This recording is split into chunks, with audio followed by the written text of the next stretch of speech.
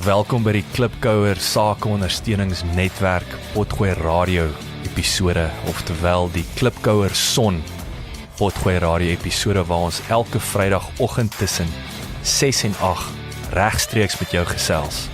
Die program word in 3 afdelings verdeel, naamlik digitale bemarking en tegnologie, regsaspekte van besigheid en finansies. Lekker leer en lekker luister.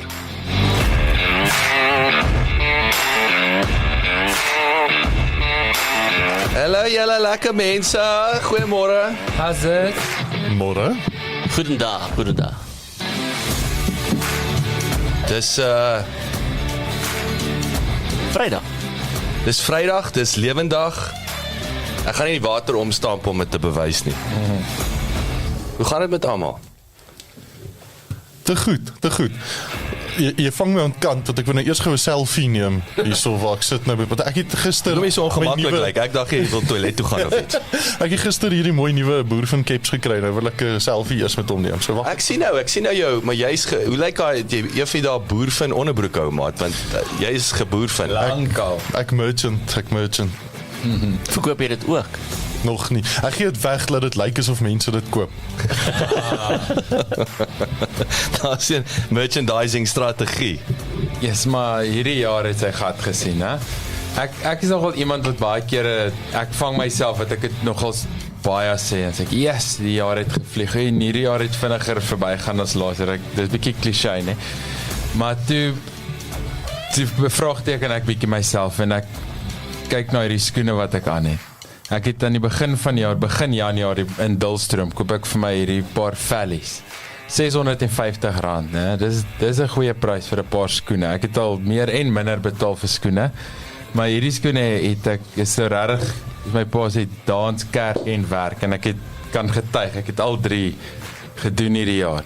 Maar as ek nou kyk hoe hierdie paar Valleys wat ek nou maar omtrent letterlik elke liewe dag hierdie jaar aangaan, maar net so uitgewerk, is elke keer 'n goeie paar skoene. Het ek nou natuurlik deurgetrap nie, maar Jy tred afgevat. ek het al so 'n bietjie daai knoppies wat so uitstaan aan die begin is, dit begin al so afgaan. Hy is nou net lekker ingetrap, maar ek kan sien hy het nou al 'n paar myl op. Nou ek, dit is nou, as mense wil sê, jy weet die jaar het gevlieg, en sê, hoe vinnig kan jy nou 'n paar Valleys deurtrap? Nou, dan is dit nie vlieg nie, hè? Dit gee daarom soos 'n jaarring wat groei, 'n paar Valleys wat deurgeloop het, hè? Baie simbolies. Dis baie boers. Nogals, nee. Hoeveel Valleys het jy al deurgetrap? Yes. Huh? Wow. Hoe oud is jy nie? Hoeveel Valleys het jy al deurgetrap? Maar Ray weeg ook net 75, so om 'n stel vellies deur te trap is Wat baie hardloop. Ja, maar hy is besig, né? Hoorie so, nee, ek wil met useless information, behalwe dat Ernest met, hy kom met Guy Korsden hier aan. Liefling, obviously, ek is toe so gesaik, op alle levels. Gooi maar daai remix. Maar nou sê ek vir hom, ek weet of julle geweet het nie. Hierdie jaar was nou met Nostalgooi, toe ek nou met 'n paar van die legends moes nou gechat, die sangers en so. Toe vertel hulle my, want ek het altyd, hulle praat van hierdie musiek en liriek beweging, wat nou jou Koenie de Villiers, hulle en Larry Karel, ek wil sê daai Anton, die ouens wat die musiek skryf, en en dan het jy die musiek en liriek as die ek wil nie sê die verraaiers beskou het nie, maar as die ouens wat nie hulle eie musiek geskryf het nie, soos byvoorbeeld Liefling, daai tune kom hy van oorsee af, en dan het ons ouens die musiek geskryf, so daar is authenticity, hulle het nie die dates, ek weet nie of dit dates het, hulle het net die tune gevat, maar dan skryf hulle luister die tune, en dan skryf hulle die woorde teen dit. So daar is vir my, het nou nie, net soos Elton John het nie die, byvoorbeeld, wat is sy Candle in the Wind. Ja, maar sy collaborator skryf al die musiek. Charlie something, ek weet nie, dalk verwar kom met Charlie Munger. Niemand weet. Ja, maar hulle is legends. Hierdie hy is net nie die frontman nie, maar hy skryf al die musiek, die woorde, dan gee hy het vir Elton sit die musiek op het. Maar jy het een voer van, nou kan jy sê, Elton John is nie, hy is nie so cool, hy is so talentvolle musician, hy skryf nie sy eie goed nie. Of andersom for that matter, of andersom. So anyway, so Liefling is nie Dit laat my 100% Afrikaans Dit laat my dink aan daai ouetjie wat in die klasse dan sê die juffrou vir hom, so ken jy die 4-maal tafel, gaan hy so, dan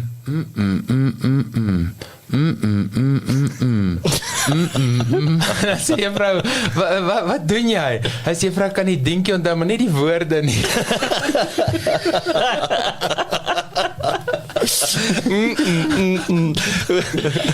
Hoeveel skuld ek jou?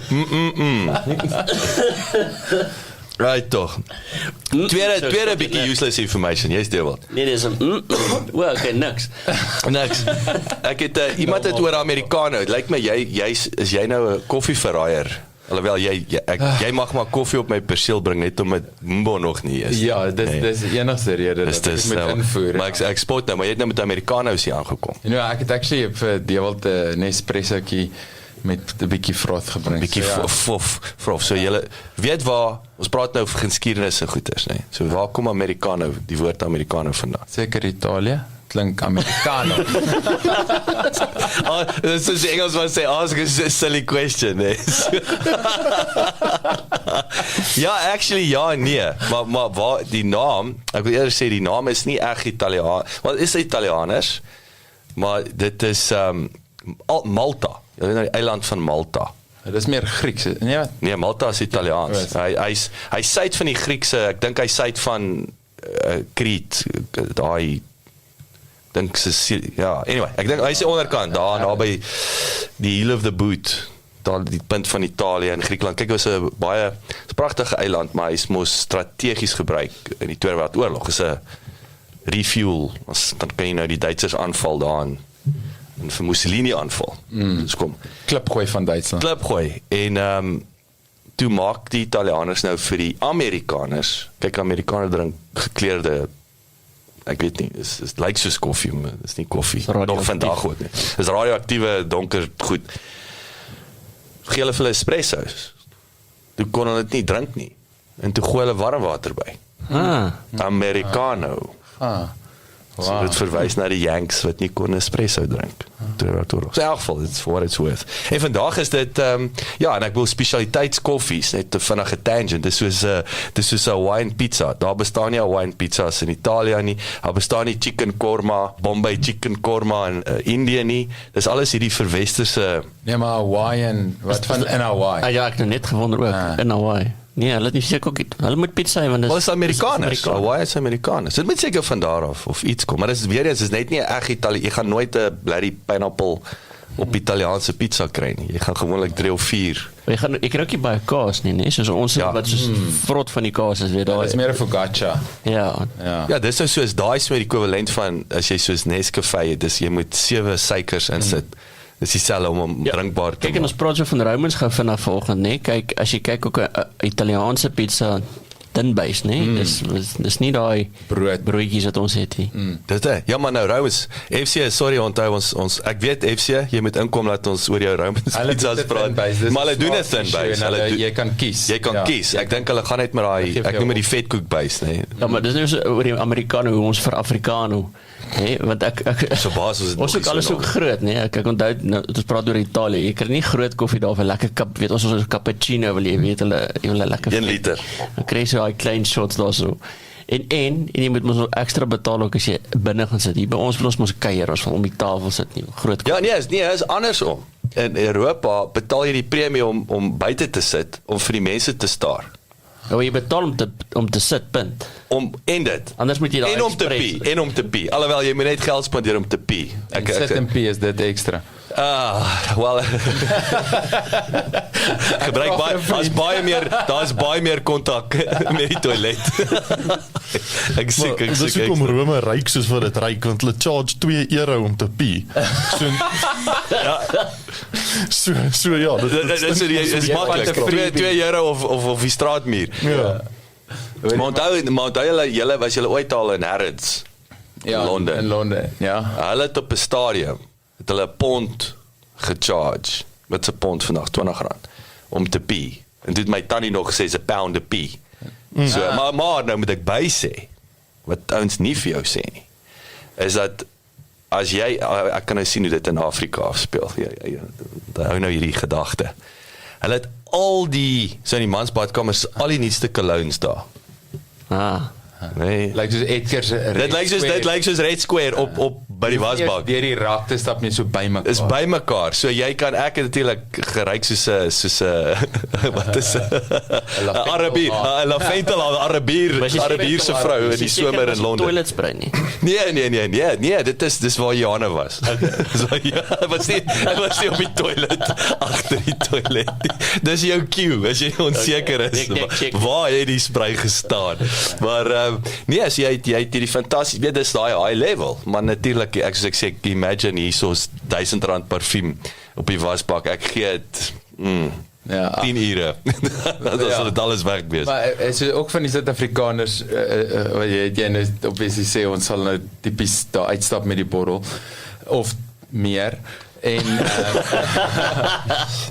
bottle of 2. Ja, dan vra nie vir jou hoekom ryk jy so sterk nie, soos hoekom is jou sakke so klingelrig nie. Maar nee, in Hawaii actually soos die elke jaar hou hulle die triathlon world champs daar. Dit is eintlik nogal cool, soos daar so 3 weke in 'n ry, dan sê maar eerste die Olympic distance, dan is dit Eysterman distance en dan die Xterra, die off-road triathlon. En dan die mense wat nou kwalifiseer vir die world champs gaan nou almal sien toe, so dis nou nogal so groot bymekaar kom. Kona? Ja, Kona. Nee, Hawaii. En maar dan is daar nou weer die een legendary plek, ek het nie die storie gehoor, ek was nie daar nie, maar sê hulle in hierdie een plek, sy naam is die Lava Java, soos hierdie legendary coffee shop in Hawaii, en nou, maar daar is iced coffee is flipping groot, hulle is moer warm. Dan gaan die ouens nou op hulle bike rides, weet voor die reis, almal moet nou opwarm en nog bietjie oefen en akklimatisering, dan gaan hulle op 'n ride of 'n swem of 'n draffie of wat ook al dan. Kom hulle nou daar, typies nou hierdie endurance sport, jy weet, kom nou die tyd vir 'n koffie by mekaar. En dan drink almal hulle iced koffie want dit is so warm, maar die Suid-Afrikaners is die enigste, dis hoe hulle eintlik weet jy is van Suid-Afrika, want hulle sê die Suid-Afrikaners sê nee, ons tradisie is ons drink 'n warm koffie, maak nie saak wat nie om warm te word nie, want ons drink koffie as ons klaar geoefen het. En dan kom die Suid-Afrikaners daar en in daai boiling heat drink hulle warm koffie en die res van die wêreld drink die iced koffies. Maar nou wil ek vir jou sê, daar method in the madness, as ons dink hoe ons dit is so, nee, ons oupas, ons paas drink of 'n rooibos teekie, of die koffie, so ek kyk nou die dag, Gordon Ramsay ding, in die wêreld, charter the world, of iets, dan gaan hy nou na land toe, kry die main chef daar, jy weet, of is iets met kos en vloek te maak, en hy is in India, so elke blerrie ding is, dit is warm kos, dit is warm kos, maar het is, ja, inteendeel, het is daar het 'n hele paar bleeps uitgekom, maar elke bom, en, so alles is warm, gechilly, gespice, en die rede daarvoor is, en ek moet sê, ek het aanhouds my dieselfde storie vertel, is die chili laat jou sweet. En omdat jy sweet, laat jou liggaam kan afkoel.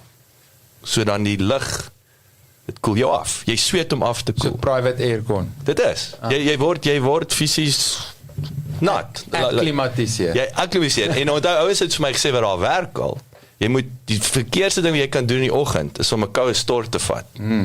Jy vat 'n warmerige stort, jy klim warm uit die stort uit, en dan gaan jy alright wees, maar as jy koud uit die stort uit klim, dan gaan jy suffer, dan gaan jy heating mode in. Ja, so is my baie, dit is actually weer eens, daar's 'n rede vir Maar dit help nie, eet daai kos in jou maag borrel soos 'n ketel nie. En jy gesit heeldag in 'n warm cubicle nie. Ja, maar dis nou net, dit is hulle stapel voedsel, nee. Ek dink ons arme, the western gringo suffers. Maar daar's 'n ander ding ook van die Indiërs wat ek geleer het wat interessant is met water. So hulle het 'n groot ding van, julle weet dit dalk al gesien het, dat hulle warm water drink, jy weet, soos mense van Asië en so, net 'n koppie warm water, en hulle is baie teen hierdie koue water wat ons drink, en om ys en goeters in te gooi, en amper op daai selfde teorie, maar bietjie meer nog, dat soos die ouens wat na hierdie Ayurveda, wat hierdie mind-body physiology, holistiese uitkyk op hoe jou liggaam werk, en wat jy eet, en hoe jy dink, en hoe jy voel, is alles geïntegreer en goed, en jy weet dat ons nie kan onderskeid tref tussen ons liggaam en dit wat ons dink en voel en wat ook al nie, maar en gesondheid. Nou, as jy koue water drink, sê hulle dat dan krimp jou maag, of ek kan nie sê krimp nie, dis nie woord nie, maar hy trek saam. En waar met warmer water is baie beter vir jou metabolisme, basically jou bowel. So as jy, hulle sê veral as jy sê maar so 1/2 uur na jy geëet het, gaan vir een toevallig sit en warm water drink. Jy hoef nie kook te wees nie, maar het moet weet so 'n bietjie warm wees. Is dit verskriklik goed vir jou metabolisme, soos in nie 'n bietjie goed nie, soos in miraculously goed. So dit alles maar so 'n bietjie oplos. Ek dink so, ek dink dit het dalk te doen met, as jy net na jy daai kos geëet het, bietjie. So dalk na Vrydag by Henny's paar koues eindig met 'n glasie warm water, net om dit te verbrand. Maar ja, ry eers tot by die huis. drink om daar. Daar waar jou vriende en familie jou nie besigtig nie. Maar ons moet gou, ons praat nou eintlik hier, so 'n bietjie geskiedenis gepraat en goeters. Het jy daai ding oop also? Wat jy ry, of ek kom oop? Jy het hom. Ek het hom oop. Ons het nou die dag, ek het verlede week toe praat ek van 'n byl ou, wat ek nou nie kon onthou. So ek het dit toe gekry. En ek weet nie of jy van die luisteraars het om dalk gesien het, was onlangs hier so in die Daily Investor. So ek gaan vandag vir julle hier so 'n snapshot van hierdie ou gee. En ek dink hierdie is, ons het ek wil aansluit by die Valleys afloop vir die jaar, jy weet. Is en ek het al vir julle genoem, is belangrik om, en is 'n oefening wat ek 5 jaar gelede begin het met klomp pelle daar in Londen, is om, en is actually 'n strategie om, as jy jou beplanning begin vir volgende jaar, dan begin jy eers al jou wenne lys. Al jou wenne vir die jaar. Want wat ons manier van dinge doen is, jy hardloop so vinnig van mylpaal tot mylpaal, en jy stop letterlik nie om die champagne te pop by elke mylpaal nie. En die gevolg is, die tyd van die jaar is jy argumentshalwe al op pad na mylpaal 5 toe, en op halfpad tussen 4 en 5, dan is die Valleys nou afgehardloop, en dan sê jy, weet jy, hierdie is 'n gemors, jaar is 'n gemors, en want jy staar jou blind dat jy in die middel van 4 en 5 gaan stilstaan het, en jy vergeet van 1 tot 4. So, daai is, en hierdie is vir my en hoekom ek dit nou sê, is hierdie is vir my dieselfde. Eskom is nou 'n horror storie. Maar dit eintlik terug verander na Fkom toe, nee. Fkom. So, maar ons vergeet eintlik, wat is die wonderlike storie, wenne en trots agter dit. En ek wil sê, dis waar ons moet vashou. Ons moet vashou in ons, waar is ons DNA? Waar kom ons vandaan? What's the stock we made of? Anyway, hier's van ons. Kruidervleis. Jy weet dit. Ek sien. Hendrik van der Byl. Hy het Eskom begin, hy het Yscor begin, hy het die Industrial Development Corporation, IDC, begin. Hy is in Pretoria gebore in 1887, hy was in Boys High, daar's nog, alhoewel in Franshoek, okay, ek vergeef hom. Stellenbosch geswat, ek vergeef hom. Hy het physics, mathematics, chemistry. Hy het Suid-Afrika in 1908 verlaat, hy het 'n PhD in physics in Duitsland gaan doen. Hy is toe daar sommer aangestel by universiteit, nou dis nou nie 'n small feat nie. Skuif toe New York toe, waar hy werk vir Western Electric, en hy word toe deel van die Bell Telephone Company, so dis seker Alexander Bell, so hy is nou daar. 1990 skryf hy 'n wat noem jy, the white paper, nee? Hy sê, on scientific research and industrial development related to the development of secondary industries in South Africa. What? Kry die aandag van Jan Smuts, Prime Minister, ons premier, wat is dit, Maar hoe het hy die aandag gekry, positief? Ek weet, ek weet nie, dalk het Jan vir hom, hy het vir Jan seker sy nuusbrief wat hy uitgegeven het. Ons gaan juist oor CRM praat. Sy nuusbrief wat hy uitgetik het. Wat hy uitgetik het. Hy het daarom nie geopt-out nie, hy het die goed gelees. Hy het dit nie verbrand nie, nee, hy het dit gelees. So Jan Smuts het vir hom gesê, kom terug en hy moet help met hy moet 'n advisor wees vir myne en industrie. Kom toe terug, direk aan Smuts geadverteer, met Smith se hulp begin hy Electricity Supply Commission, Eskom, in Maart 1923, om die land met elektrisiteit, vandag sit Eskom, of Eskom, is die nuwe naam. So dis 'n non-profit public utility, okay, bla bla bla, so kos gaan aan, ek wil scan, so natuurlik ons weet Eskom op die stadium was die goedkoopste energieproducent in die wêreld, né? En ek dink ons het 90% uitgevoer, so daar's wen nommer 1, en 25 begin hy 'n nuwe maatskappytjie. Is hy 2 eers 25? 1925. O, jee. 1925. Ja, nee, hy het al, ek dink hy het op 9. Hy is kom begin. Ja, Maar 25, toe moes hy oltrend 38 gewees het. Ja, so hy is nog steeds 'n jong man, hè. Dit weet, is want hy is in 87 gebore, wat ek ook is, net 100 jaar voor my. So dit maak die wiskunde red. Ek dink jy die rypie onthou. So in 1925 begin hy e-score. Toe het hy klein private wat sommer klein private besighede georganiseer het. Hy het obviously gereeld gebraai, en dis waar hulle natuurlik Create Industrial Development Corporation. So hulle het natuurlik geld gestoot om hierdie start-ups te fund. What a dude.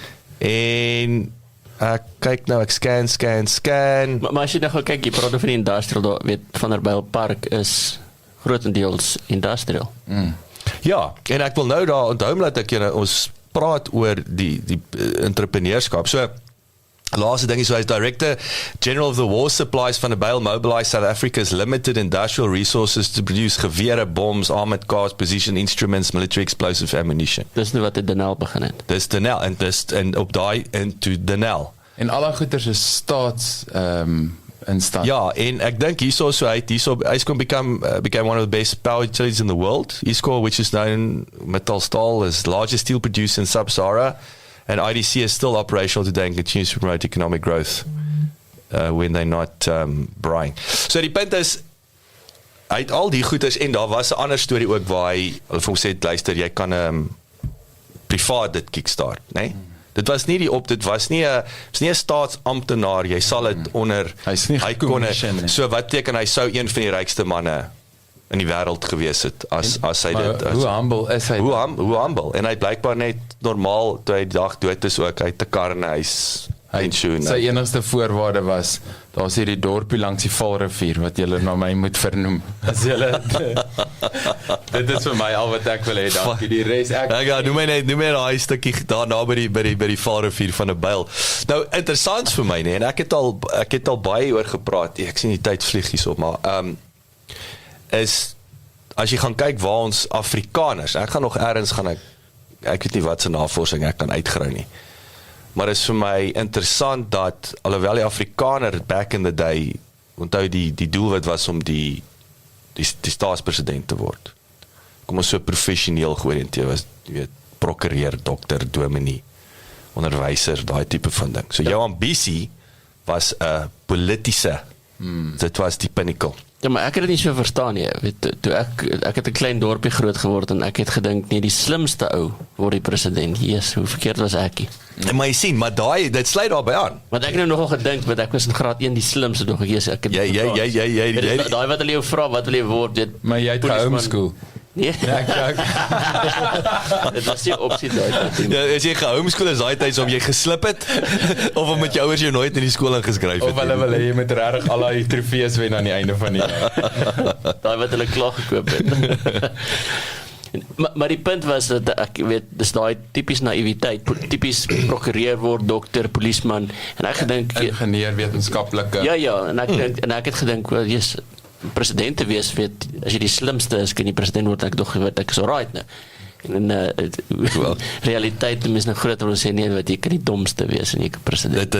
Dit is, maar dit is ook die feit dat jy daai persepsie gehad het, dat daar's 'n ander, ek wil sê, mispersepsie of stigma aan op politiese, maar dit wys ook, want wie die rond geswaai was die politici daai tyd, vandag vir die verkeerde redes, maar anyway, die punt is, En ons ken almal die storie dat daai arme ou, ons het aan welkom ou Manny, jy weet die Griek in die Porra wat die kafee het en ons kry hom jammer want hy kon nou nie universiteit toe gaan nie en skoop melk en brood. Meanwhile het Manny 100 miljoen onder sy matras. So hy's 'n entrepreneur gewees. En hulle kinders baie kere word meneer en mevroue, nee. Nou, dis absoluut, dit is groot geld hierdie en dis dieselfde vir my met hierdie ek sê rowerdele, industriële gebiede soos van 'n Bylpark. Ons het dan 'n Blaze Bridges gespeel. Blaze Bridges was 'n entrepreneur. Hy het sy eie loopbaan befonds, né? Hy is so Schwarzenegger. Bridging finance. Hy is bridging finance. So skerp is jy. So verskrik baie entrepreneurs wat uit daai wêreld uitkom. Het hy sy roosplaas ook gehad? Ek dink hy het nie hy het nie backwards die supply chain op beweeg. Hy het 'n geleentheid Hy het gemis. altyd vir die sterre geryk en dit is wat hom so goed gemaak het. Ja, ek word koffie. Well done boys, dit is net op water. So ons het 'n en vandag nog, ons ongelooflike super suksesvol. Dis daai miljonairsbank, nee. Dis klomp boere wat daar Afrikaners wat daar meeste van hulle daar maar draai sit, né? En is meeste van hulle is vervaardigings maatskappye en medium-sized, large companies en so aan. En dit is van 'n Byl se legacy. En hoe ongelooflik is dit om nie net wat hy vir die Suid-Afrikaanse ekonomie beteken het op daai level, maar die werkskepping en wat daarmee gepaard is. Ja, en ek meen in die week toe deel hulle nou daai artikel van hoe founder-led companies die JSE top 40 outperform. Dis reg wat ons so dit sê. En toe praat ons nog en sê, wel, baie kere is die drawback of die Achilles heel van 'n entrepreneur is hierdie founder syndrome ding van sentiment en irrationaliteit, want dit is my company, is my brand, ek het dit begin, is my visie, alles. En toe, ek dink jy het gesê dat die verskil met die ouens wat so groot gaan, is hoe hulle juis nie probeer om die slimste ou te wees in die vertrek en om al die besluite te neem en totale beheer te vat nie. Ek meen, hierdie ou is eintlik 'n fantastiese voorbeeld van om amper selfloos, nee, organisasie te stig en dit te laat wees en word wat dit moet wees vir wat dit moet bereik, eerder net as selfsugtige gain en die feit dat dit 'n development corporation kan word, wat ook nie hy is wat dit lei nie, dat hy 'n ding stig wat ander goed help stig en befonds, dit is vir my amper of die ultimate leierskap. Dit is vir my eintlik baie cooler as net iemand wat 'n pos beklee soos 'n president. En so jy's net ingestem, daar moes iemand wees as jy, maar iemand wat sulke gedrag kry, dis fantasties. Maar kyk, dit is deel van ons Afrikaner mentaliteit, nee. Wat kyk daai wat hulle altyd sê, die boom wat ons plant, ons plant bome wat ons nie teenoor gaan sit nie, weet ons daai vooruitgang mentaliteit is, weet jy plant die pekaneetbome vir jou kinders, jy weet ons dis waar daai legacy vandaan kom, is om te sê, ons dink nie net vir die dag van môre nie, daar's laat die toekoms byvoorbeeld, en ek weet nie of van dit bietjie in vandag se samelewing bietjie vervalle raak nie, weet ons is deel maar van die wat instant gains, weet wat vandag net, ons dink nie vir die dag van môre, en ek wil sê, dis amper of die generasie voor, jy was geïndoktrineer om te dink vir die toekoms, en hoe dat die besluite wat ek vandag maak, is nie net vir vandag en môre nie, dit is ons bou almal net toekoms. Ja, en dit is dis nie maklik om vooruit te kyk nie. En hoe Warren Buffett, ek dink Warren Buffett het gesê, no man is smarter than the room. En ek dink dit kom terug aan jou punt, jy nou kan nie slimmer as die kamer wees nie. En as jy dink jy is, dan sterkte vir jou. Ek het nog baie goed om te sê, maar ons het nou Kan ek 'n laaste quote? Sê laaste. Het jy al ooit gehoord van Yogi Berra? Mens ken Yogi Berra. Ek ken Yogi Berra. Maar Yogi Berra is eintlik ek dink hy was 'n New York Trademark. Yankees miskien of 'n ander baseball sponsor coach, maar hy's 'n legend. En hy het altyd hierdie cool quotes gehad. As jy ooit gaan search Yogi Berra quotes, dis almal funny. En die een wat hy het was soos, be careful to make predictions, especially about the future. Ja. Dit is 'n bietjie pan gitter, ja.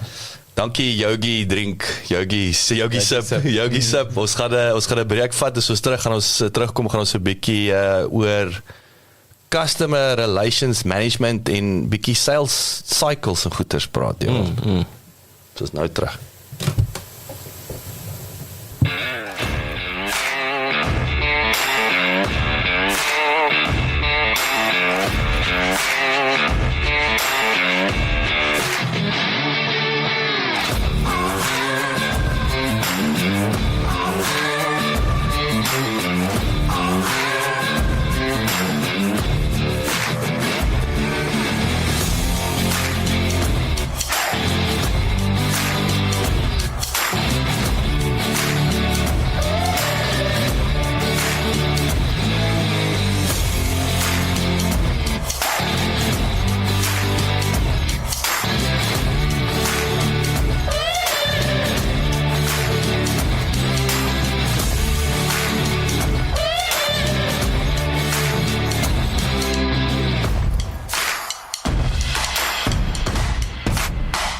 ek het vir jou goeie nuus.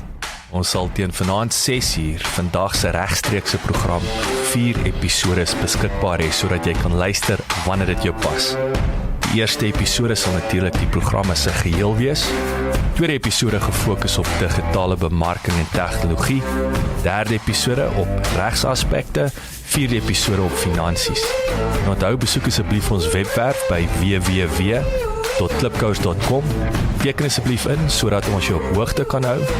En baie belangrik, gaan luister na ons vorige potgoeie en toekomstige potgoeie op Spotify, Apple Podcast en natuurlik op YouTube. En baie belangrik, as jy hou van wat jy hoor, los asseblief 'n resensie sodat lekker mense soos jy ook te hore kom en uitvind van Klipkouers Son.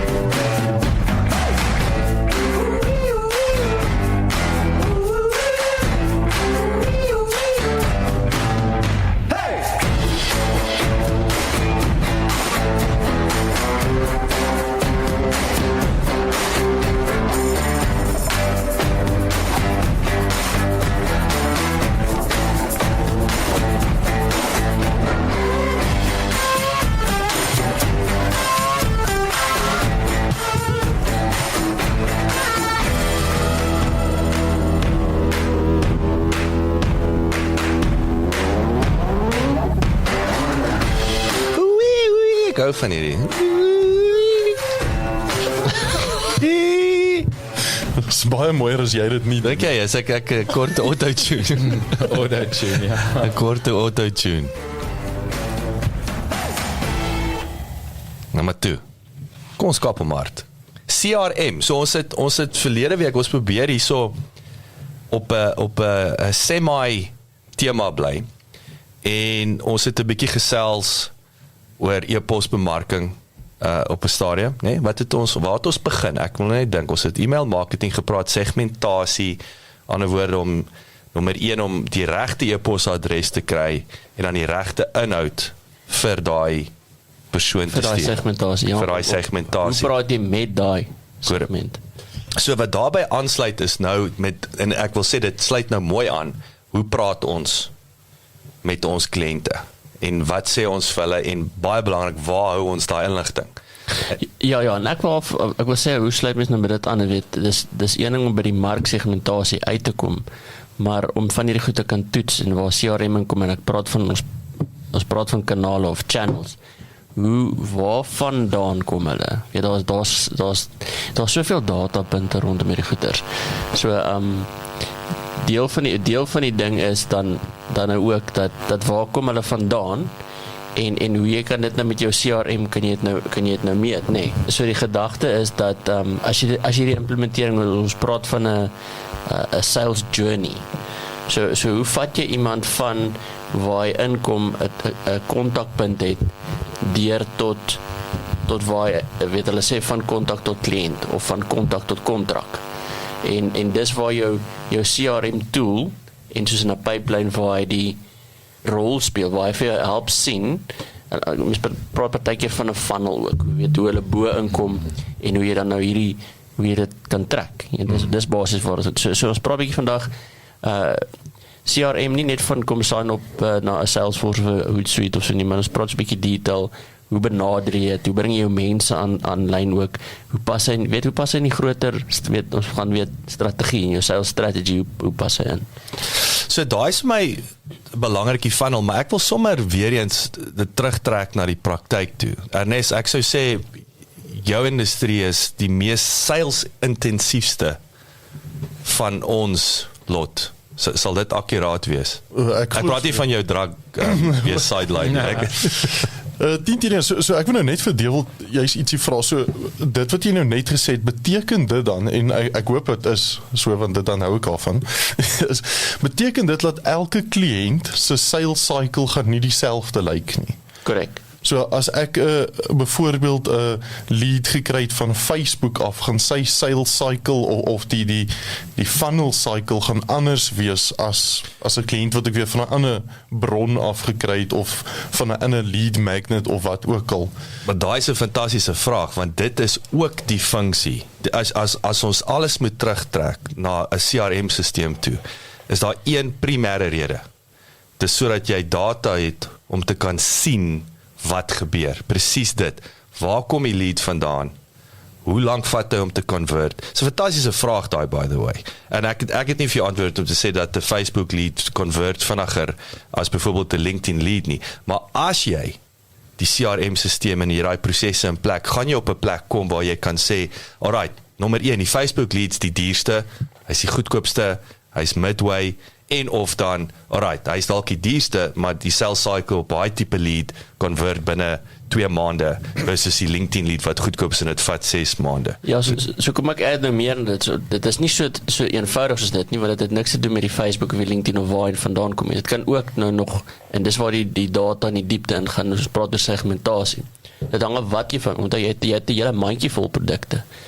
Dus so typies hoe was jou bemarking vir die lewensversekerings segment, wat jy het 'n kampanje vir lewensversekering gehad op Facebook, maar op LinkedIn het jy dalk gepraat oor beleggings. So jy kan nie net sê ja, dis 'n Facebook LinkedIn nie, want dit is twee verskillende. Assuming die content is dieselfde. Ja, so daar's 'n paar goeders en dan moet jy nou ook sê okay, maar vanaf Facebook wat jy daarna gedoen, omdat ons praat oor CRM, client relationship building. Hoe vinniger jy kan die relationship as 'n authority kan hê, hoe makliker, want dan ek dink is dit weer eens die persepsie oor verkope.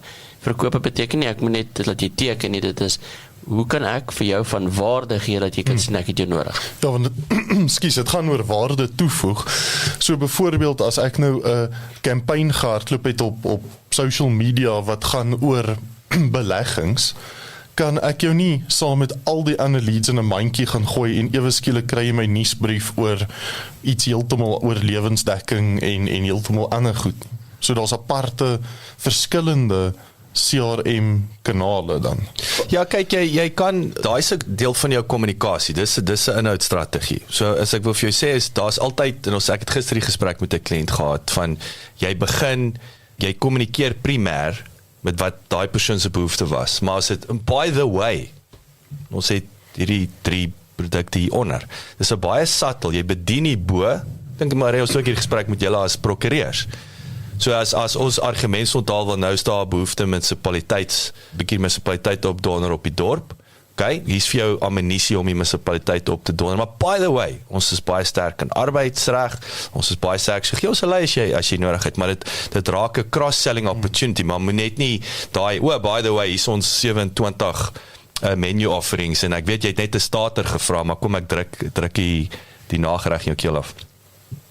Wel ek dink is die 27 non-relating. Ek meen dit gaan nie oor die nommer weer, dit gaan oor is alles in dieselfde groepering val, weet as jy nou kom ons vat nou weer die mechanic of die panel beater, maar hier is die ander 27 ander tipe spray-paints wat ons ook het en vir verskillende dan is dit okay, want dit konteks bly daar. Dit is nie hoor ek het ons het nou gepraat, ek het hier die finansiële produk, maar by the way ek het jy kyk my Amway, kyk my nuwe Golden Products. hierdie sideline en hierdie sideline, ja. En dis waarom die segmentasie so belangrik is, want dan weet jy wie gaan belangstel in daai 27 byprodukte 10-1. Help nie in my geval nou dat ek al my pensionaars gaan probeer fisiese ongeskiktheid dekking voor gee nie, want dis nie iets wat hulle by kan baat nie. Maar jy is klaar ongeskik is jou. So is die key phrase een van dit, nie dalk customer journey, jy weet voor mens net praat oor kanale wat wie is die customer en wat is daai journey? Ja, so die kanaal is waar jy vandaan kom en dan as jy nou in die kanaal is, hoe lyk jou journey daar binne? So kom ons vat 'n voorbeeld. 'n Kanaal kan wees na jou website toe. So jy op die website, maar dis om te sê as ons nou sê website is nie net van ek gaan na maredekker.co.za doen nie, dis vanaf 'n campaign gaan ek na 'n spesifieke landing page toe en vir hierdie produk wil ek hê jy moet die volgende doen. So dit is die kanaal waarvan hy vandaan kom en dan is dit om dan te sê, maar hoe is jou journey ten einde om hierdie produk te koop. Dit beteken nie ek gaan jou daar baie keer dink mense ja, jy gaan na die webwerf toe en jy druk add to cart en haal jou kredietkaart uit en koop dit. Dit is nie altyd hoe dit werk nie. Dis om te sê vir my produk en ons praat nou oor sales cycles nou ook, so ons gooi nou alles in die mandjie. Vir hierdie tipe produk, ons vat lewensversekering, is nou 'n lekker voorbeeld wat ons nou het met jou Ernest. Jy gaan nie ou na jou webwerf toe stuur en dan gaan sy kredietkaart sê ja, ek wil gou 5 miljoen vir lewensversekering polis uithaal. By the way, hier is my debietorder. Dit werk nie so nie. Jy moet ietsie van waarde gaan toevoeg, daar gaan 'n opvolggesprek wees, daar gaan analise moet gebeur, daar's 'n hele sales cycle tot die ou eintlik kom en sê goed, ek is nou gelukkig met wat hierdie waarde toevoeging is, so ek sal teken vir die debietorder want ek wil dit actually hê. 'n oulike rympie wat ek gehoor het is AIDA. Julle het dit al seker gehoor van attention, interest, decision, action. En dit is daai funnel. Jy kry eers iemand se aandag, dan kry hulle belangstelling en dan plaas jy hulle voor 'n besluit. Is dit vir my, is dit nie vir my nie, hou ek van rooi of hou ek van groen, watter een van hierdie gaan ek, en dan 'n aksie, 'n stap, gaan na die website, klik op hierdie, vul hierdie vorm in, bel hierdie nommer, los jou e-mailadres, dat ons jou kontak, wat ook al, so, en dis nogals 'n oulike rympie, dat as jy eers dink, okay, eers moet jy iemand se aandag, en dis 'n tipiese advertensie wat jy ergens sien, of 'n post, of 'n gesprek, of ietsie, 'n flyer, en dan dink jy, wel, hierdie praat met my, en nou moet jy iemand verder intrek, want het help nie net, jy sien die billboard, maar jy weet nie wat om volgende te doen, of hoe bepaal ek hou van wat ek sien, maar dalk is hierdie glad nie vir my nie, of kom tot by die einde, en ek dink dit verduidelik ook die funnel, nee, dat dit is, ja, daar is 'n drop-off rate, maar nie almal wat se aandag jy vang, is die regte persoon om uiteindelik daai stap te neem, om jou te kontak nie, mens wil hulle ook eintlik partykeer bietjie uitkanselleer, nee, dit is nie net 'n kwessie van, maak hy dink so breed soos moontlik. Ja, ek dink dis juist daarom te kan sê, hoe kan ek weet, wie is my perfekte kliënt? Ek wil nie, die grootste fout wat jy kan maak, om sê, my produk is vir almal. Die uiteinde van die produk is dalk vir almal, sure enough, maar as jy dit nie so infunnel, jy gaan nie reg praat nie, en jy gaan nie regte mense kry nie. So ek dink die groot ding wat ek net wil, weer eens, ek dink is deel van wat ons gesels oor en hoe tegnologie inpas, is om te sê, al hierdie goed is 'n strategie, al hierdie goed is maniere, waar die sagte ware en waar die tegnologie en die tools het inkom, is om te sê, ek het 'n feedback loop. Ek kan sien wat gebeur, ek het konteks, want wat baie keer nie gebeur, en dit is vooral as jy nie nou meer net 'n one-man band is nie, as jou organisasie groter raak is, jy het nie die raakpunt oor alles, jy as besigheidseienaar nie, jy verstaan, en ek dink is belangrik, jy as besigheidseienaar wat die visioen dra, is om te weet, hoe pas bemarkingsstrategie in my besigheidsstrategie, en dan om te sê, ons moet altyd KPI's, wat is die goeders wat ek moet na kyk in my strategie om te weet of dit werk, en dit is waar die tegnologie en die tool inkom, om te sê, ek het 'n strategie, hy word nou begin execute, ons het 'n feedback loop om te sê, okay, wat werk nie, waar moet ons verander, want anders wat baie keer net gebeur is, ons afkoophoenders, ons blindelings doen net 'n ding, veral ons Afrikaners altyd sê, ja, maar as iets werk, moet dit nie verander nie. Iemand het gesê, ons praat altyd oor geweld, sê, ons moet altyd met geweld iets doen, en die ene het gesê, as dit nie werk nie, dan gebruik jy nie genoeg nie. Ja. Confucius. En ek dink dis net, ek dink dis die oor of se punt wat ek wil maak, is, ons kan nooit ons gaan omtrent 'n 2 uur sessie nodig is om in diepte moet praat oor hierdie goeders, maar as om te sê, waar is die raakpunte, hoe pas die stukkie tegnologie in jou groter besigheid, en dan praat ons maar so 'n bietjie hier en daar detail, hoe kan jy dit gebruik? Die tipiese CRM-sisteem, is daar so 'n bietjie van 'n one size fit all, ons het laas julle gepraat van 'n paar sisteme wat goed is vir die e-mail marketing, is dit ook CRM-sisteme, of is dit 'n aparte stukkie tegnologie wat jy nodig het as 'n besigheidseienaar om jou CRM smooth te laat hardloop? So die duurste, kyk, dit is nou waar jou best in class, jou Salesforce is customizable, so dis 'n kwessie van daai ingeboude funksie. Gesê daar soos wat ek nog steeds terugkom, is interessant, ek het bietjie gaan kyk wat sê jy is jou top CRM sisteme nog steeds, en jy het jou usual suspects, jy het jou HubSpot wat ou sal voor het, jy het Zoho. Ek is 'n Pipedrive fan, want ek het hom baie vroeg al begin gebruik, so Pipedrive het byvoorbeeld baie ge-evolve, maar soos ek sien byvoorbeeld nie Active Campaign, is weer eens vir my interessant, daar's baie goeie sisteme daar buite wat nie mainstream is nie, maar wat ek sê is, die oomblik wat jy die e-mail marketing komponent inbring, begin die kostes drasties opgaan, of hulle skeep jou af. Ander woorde, ek sien byvoorbeeld die een, ja, is in jou subskripsie, maar dan kan jy net 3000 e-mails uitstuur vir die maand. Dis 'n probleem. 3000 e-mails is niks nie. As jy ernstig begin, jy het multiple kliënte, kan jy tot 100,000 e-mails. So, maar, nou het jy sagte ware, ek weet nie, dit is ook vir die ouens wat die game ken, Zapier is 'n if this then that tool. Automation tool. So dis net, nou dan integreer jy, byvoorbeeld, jy vat 'n e-mail marketing sagteware, en jy bou hom aan jou CRM systeem, en nou hardloop jy via daai stuur jy die e-posse byvoorbeeld uit. Ja, ek dink dit vat 'n bietjie analise, Ernest, om jou vraag te antwoord. Daar's 'n paar best in class, ek dink dieselfde as ek vir jou vra, wat is die beste kar op die mark vandag?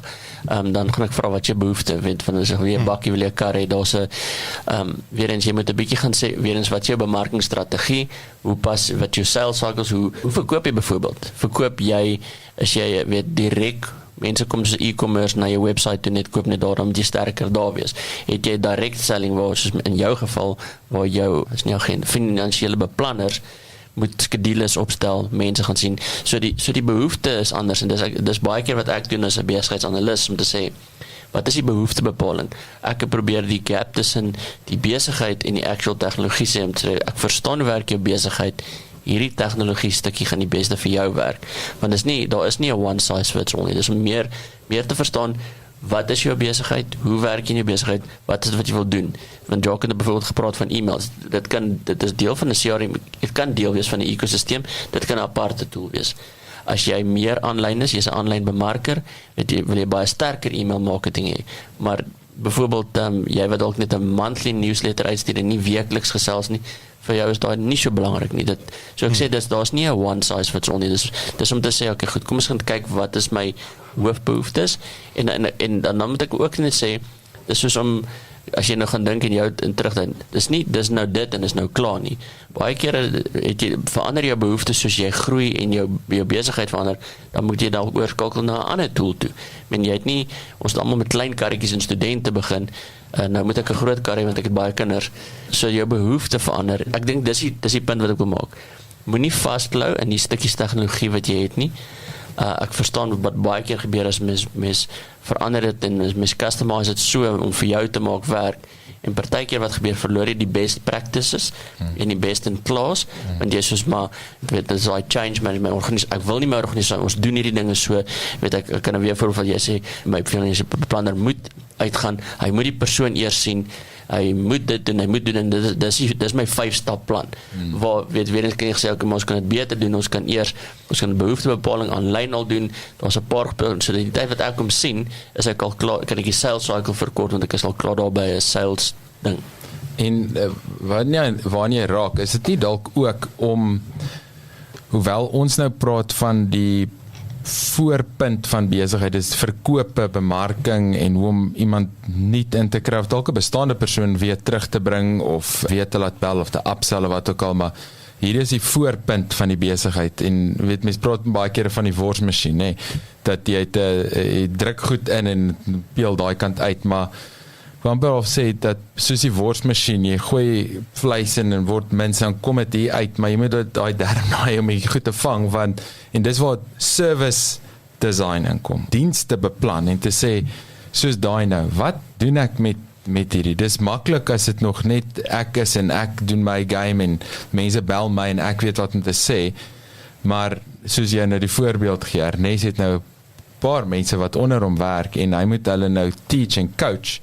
Nou, as jy hoe meer spesifiek jy wil raak oor presies wat moet gebeur, hoe moeilik raak het as jy het gaan dupliseer, val as jy in 'n praat van 'n if-then automation en sulke goeders, hoe dieper jy in die diens in gaan die begin, is daar nog baie, okay, filter gou vinnigheid, maar later, en ons het in die week praat ek met iemand oor, as jy in konsultasie sit met 'n kliënt, en jy het 'n standaard vraelys, en jy's nie flexible om bietjie rond te beweeg en rond te dans met die issues tot jy by die antwoorde kom nie. As jy net begin vraag 1, vraag 2, vraag 3, 1, dit gaan voel soos 'n robot, maar 2, mens gaan so maklik die regte insigte en die regte behoeftes van 'n kliënt heeltemal mis. As mens te vinnig wil hulle in daai stencil indruk en Ja, ek dink nie, dit is juist nie die meeste ouens se probleem nie. Dit is daar is nie prosesdissipline nie.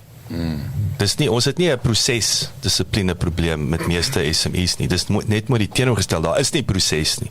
geen, ja. So ek wil Almal doen wat terugkom. hulle goed dink. Korrek, so jy moet onthou CRM, so ek wil hom terugtrek na die praktyk toe ook, né? Ek sal vir 'n praktiese voorbeeld gee. Nommer 1, 'n CRM force proses. Hierdie is nie net sales nie, want ek dink ons begin amper selfs met ons nie e-mail marketing nie. Jou e-mail wat jy uitsien na 'n kliënt toe met 'n kontrak of jou makelaars. Daai is nie e-mail marketing nie. Is die e-mail gestuur binne 24 uur nadat ek by die kliënt was. So dit is weer eens is om proses te meet of die feit dat is die kliënt gebel of hy's wat klassiek gebeur in die kar-industrie, ek word deur 3 verskillende mense gebel om te hoor. Die een weet nie ek het die kar wat hy aan my wil verkoop reeds gekoop nie. Die ander bel my dan vra hy my dieselfde vraag van 'n ander dealer af. So daai sê vir my CRM in die kar-industrie is non-existent. Dit is nie gesentraliseer. So daai is nou 'n klassieke voorbeeld van dat jy 'n dashboard het waar jy kan sien die kliënt is gebel, hy's nie 3 keer gebel nie, omdat makelaar 1 nie weet dat makelaar 2 reeds opgevolg het nie. Okay, so daar's verskeie en dan is dit weer eens om 'n prosesdissipline om te sê hier's die stappe wat ons volg en ons kan dit meet. So dit gaan baie verder as 'n sales funnel. Dit sluit dit in. Gaan baie verder as e-mail marketing. Gaan baie verder. Ek wil terugkom na jou punt toe. Ek gee nou 'n praktiese voorbeeld. Omdat ons nie 'n CRM-sisteem gebruik nie. En ek sit hier so en ek wil terugkom na Pipedrive toe op 'n small level. Is daar die meeste van hierdie, jy kan hom uit die boks uithaal en hy gaan vir jou 95% doen wat jy doen. As jy 100 miljoen 'n jaar company is, dan gaan jy moet begin customize en dit is afhangende van hoe kompleks jou sales cycle is. En dan is die vraag is dit B2C of is dit B2B? En 'n B2B het 'n heeltemal ander sales cycle. Vir my om digitale bemarking te gaan verkoop aan nog 'n agri company. Inteendeel het niks met e-mails 'n strategie uit te waai nie. Dis 9 uit 10 keer dag weet dit, hoeveel events gaan jy bywoon wat die besluitnemer is, wat het jy na die event gedoen, het jy opvolg e-mail gestuur, het jy die ou gebel, of die vrou gebel, jy weet, dis amper daai, weer eens forceer daai proses, ons moet opvolg, ons maak seker, ons nooi hulle, ons doen wat ons gesê het, ons gesels, ons stuur 'n proposal, het ons opgevolg en nou kan jy dit meet op 'n sentrale punt, maar kom ons vat nou byvoorbeeld, nou hardloop ons 'n Facebook kampanje, so met 'n Facebook kampanje meet ons in isolasie, sien ons die leads wat inkom en ons kyk na die koste per lead en ons kyk na die conversion. Ons het dit. Maar nou hardloop ons vir ander kliënte, hardloop ons Google AdWords. Nou het ons 'n Google AdWords verslag. Daar is fantasties, dit gaan goed daar, soveel kliks gekry, dis soveel keer die telefoon gelei, dis soveel keer die online, die website vorm ingevul het. Nou weet ek, die Google doen goed, high five, Facebook doen goed, high five. As jy vir my vra, as ek alles saam sit, hoe gaan dit? Sê ek, wel, alles saam gaan goed. Maar ek kan nie vir jou sê, as ek op 'n CRM-sisteem Facebook, LinkedIn argument so taalwyk kampanje, langs die Google sit, dan gaan hy vir my sê, Barry, ek dink die Google is nie so wat jy gedink het, want Facebook wat jy daar spandeer het, die hoeveelheid kliks wat jy gegenereer het, en onthou, ek wil terugkom na 'n landing page toe. 'n landing page is 'n sales page. En die rede hoekom hy daai in die middel sit, ek wil sê elke ding wat geklik word, kan gemeet word. Dis al jy online meet. Dis 'n klik. Selfs 'n nommer. Jy het al gesien 'n nommer op 'n website wat gehide is. Call us. Dan klik jy op hom. Dan maak hy die nommer oop. Dis 'n rede dat ek kan sien of jy geklik het. Dit is stappies in 'n proses, so jy kan, dit beteken jy kan, in jou proses kan jy fyner meet, so dis deel van daai ding, in plaas van net om te weet, gewoonlik sê net, so, ek wil sê, presies wat jy nou gesê het oor die meetbaar, ek sê, hoe gaan dit mee besig, net gaan goed, want daar's geld in die bank, weet, dit is maar, die foonlyn, as weet wie van waar dit afkom, by die foonlyn, as weet nie of die kliënt is wat klaan, of het dalk, en of het sales is nie, weet, by die foonlyn, weet, so dis moet ek sê, dis jy kan al hoe dieper en dieper gaan en dis wat jy kry. Weet my, ek wil ook sê jy moet ook nou versigtig wees om nie in analysis paralysis te gaan nie. En alles wil meet en elke liewe dingetjie nie, weet ek praat nou van as jy nou gaan kyk in die winkel, jy wil die rakkie so pak en afstof en elke liewe ding, daar is 'n balans wat jy moet handhaaf. Ja. En dan kom niemand by die deure nie. Ja, so die groot ding is maar net ek dink weet om dit al klaar te maak om te sê weet ons het nou 'n bietjie oor dit gepraat en ons het 'n bietjie in diepte gaan maar kyk hoe hierdie tegnologie vir jou besigheid kan werk. Moet embrace dit. Maar dis nie net soos ek dink dis nie net van koop en gebruik nie, weet jy moet 'n plan hê. Jy moet weet hoekom jy en jy's 100% reg. Hoekom gebruik jy dit anderste? Jy's 100% reg en al baie my gebeur. So ek sê altyd daai voorbeeld toe ek eers keer toe almal sê kry outsource vir jou virtual assistant. Dit was 2009. Nog Gate Friday wat Tim Ferriss in the 4-hour workweek aanbeveel het. Gate Friday, lank met Gate Friday gewerk. Koop paar ure, ek sit daar, sê vir my, okay, wat het jy nodig? Nou sit ek daar, krieke. Hoe gebruik ek hulle? Want ek weet dit is belangrik, maar ek weet nie wat hulle moet doen nie. So is 'n beginpunt dalk, nee, as mens nou nie noodwendig dadelik 'n sales rep van een van hierdie companies bel en 'n konsultant kry en begin 'n groot projek aan mekaar sit om jou hele besigheid nou in 'n digitale proses te verander nie, is 'n quick win, low hanging fruit tipe ding nie dalk, om net eerstens te identifiseer, wat sê nou maar 1 of 2 of dalk 3, ek wil nie eers so ver gaan nie, prosesse is daar klaar in ons besigheid, byvoorbeeld, het ons Facebook, het ons LinkedIn, het ons 'n website, en hoe werk dit om van daar af tot by kontak my te kom, en net op daai stukkies te fokus, voor mens nou die totale ding, en 'n 80-20 tipe approach vat van, begin net daar, spaar bietjie tyd, optimize bietjie, kry beter data, kyk wat se tools jy daar kan inpas, weet om net aan die gang te kom en dan later, of wat sê is dalk 'n goeie praktiese manier om daarna te kyk. Alright, so met af te sluit, ek sal dink dat weer eens dis nie 'n one size fits all nie. Goed, maar die prakties wat ek dink, moenie gaan kyk in die Facebook, die LinkedIn, dan raak jy weer in die detail betrokke. Op 'n strategie vlak, waar kom meeste van jou kliënte kom hulle vandaan en hoekom, en dan kan jy verder gaan. So as jy direct to consumer is, gaan jy ander tipe funnel en strategie en toolsets nodig hê. As dit meer van online kom en jou bemarking speel 'n baie groot rol hoe jou kliënte kom, het jy ander strategie nodig. So ek dink is weer eens, vind eers uit hoe jy, ek dink vat net 'n A4 of 'n A3 bladsy en begin net prentjies teken van hoe werk jou besigheid. En dan weer eens wat ek net sê, waar die tool inkom is die feedback loop. Sodra jy iets het, kan jy begin, jy kan dit verbeter, jy kan implementeer en jy kan meet. En dis hoe jy aanhou. Ek dink in elk geval hierdie is vir my, het voel vir my ons het weer net, we scratch the surface hier, nee. So ek dink ons het nou soveel fasette, so ek dink ons kom volgende vraag terug en dan fokus ons net, ek wil amper sê, kom ons trek hom lekker saam, want jy het baie belangrike punte hierso, van, jy weet, en het kom terug, die strategie. So ons 'n bietjie strategie, kos wat om stap 1, stap 2, stap 3, en wat die uitkomste, en dan baie belangrik, wat ons nou eers nog by uitgekom het nie, is jy sales cycles, nee. Is hy sales cycles, hoe bestuur jy dit, ensovoorts, en dis ook 'n interessante, problematiese uitdaging, maar weer eens, as jy nie die tegnologie het nie, het jy nie 'n klou van jou sales cycle eintlik en wat daar aangaan nie.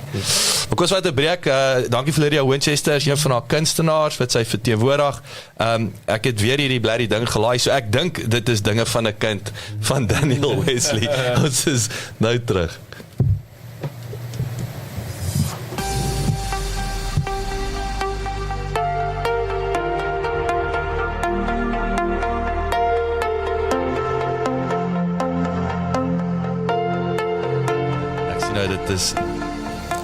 Ek sien dit is alweer nie. Anyway, maar dit is lekker Afrikaanse musiek. Ek gaan nog hierdie fight wen.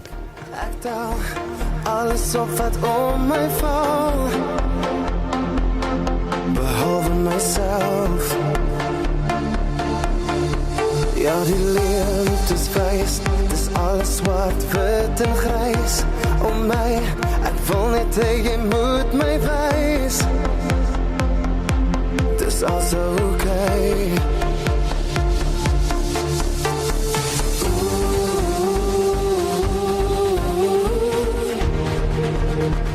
Gee my hart net te breek,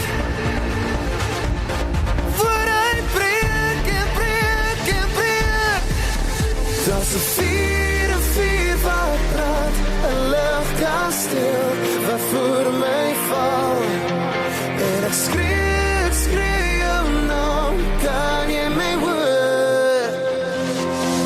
As ek roep in die donker,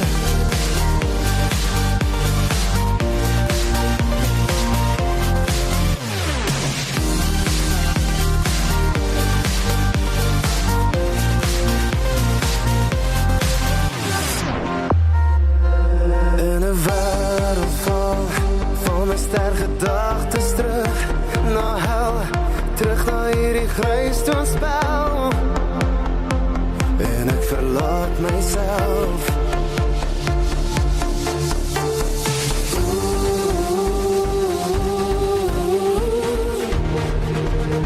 Oorleef dit nog 'n week, dan nog 'n week en weer. Daar's 'n vuur wat brand, 'n lugkasteel wat voor my val, en ek skree jou naam, kan jy my hoor? As ek roep in die donker,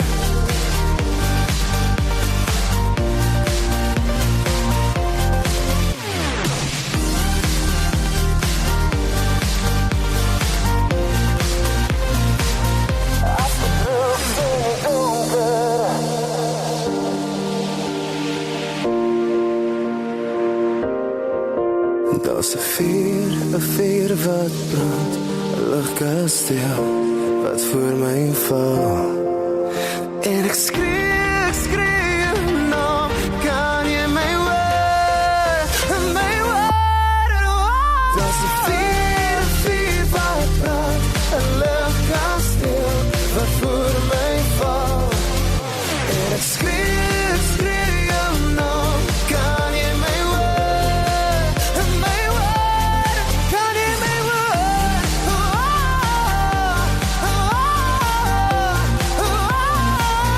As ek roep in die donker.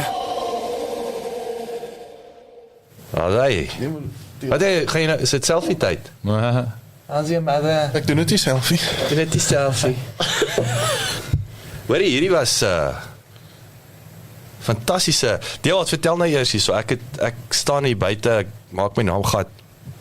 Ek sê ja, nou crap weer app. Hy het gesê is 30% kans vir reën en ons spoel weg, en toe Deel het my reg gehelp wat dit eintlik beteken, en ek het dit nie geweet nie. Ja, so dit eintlik werk is, hulle sê, in 'n area gaan na 30%, daar's 'n 30% gedeelte van daai area wat gaan reën kry. So weet jy, mens moet verstaan hoe groot is daai area waar hulle die reën, waar hulle die weer meet. So 30% van daai area gaan reën kry, of jy nou in daai 30% is of nie. Dis waar gaan. So as hulle, met ander woorde, as hulle sê 100% gaan daai hele area reën kry, nie dis 100% kans van reën nie. Ek sien. So okay, jammer weer app bouers. Julle was soort van reg gewees. Maar dit is 'n lekker verskoning vir die... Ja, ek het nie gesê het gaan reën nie. Is in daai area het ons gedink. Want ek meen ek moet sê 'n weerman is die job met die minste accountability van dit alles. Of die meeste error. Wat is daai margin for error? Ja, maar ek dink om dan nou weer dis Mother Nature. Jy kan dit nie so onthou wat hulle kan doen is hulle kan met al hierdie tegnologie en kan meet wat jy lugdruk weet. So daar gaan reën wees, maar ek kan nie bepaal waar gaan daai wolke presies wees nie. Dis moet ek sê in daai area, daar gaan definitief reën val.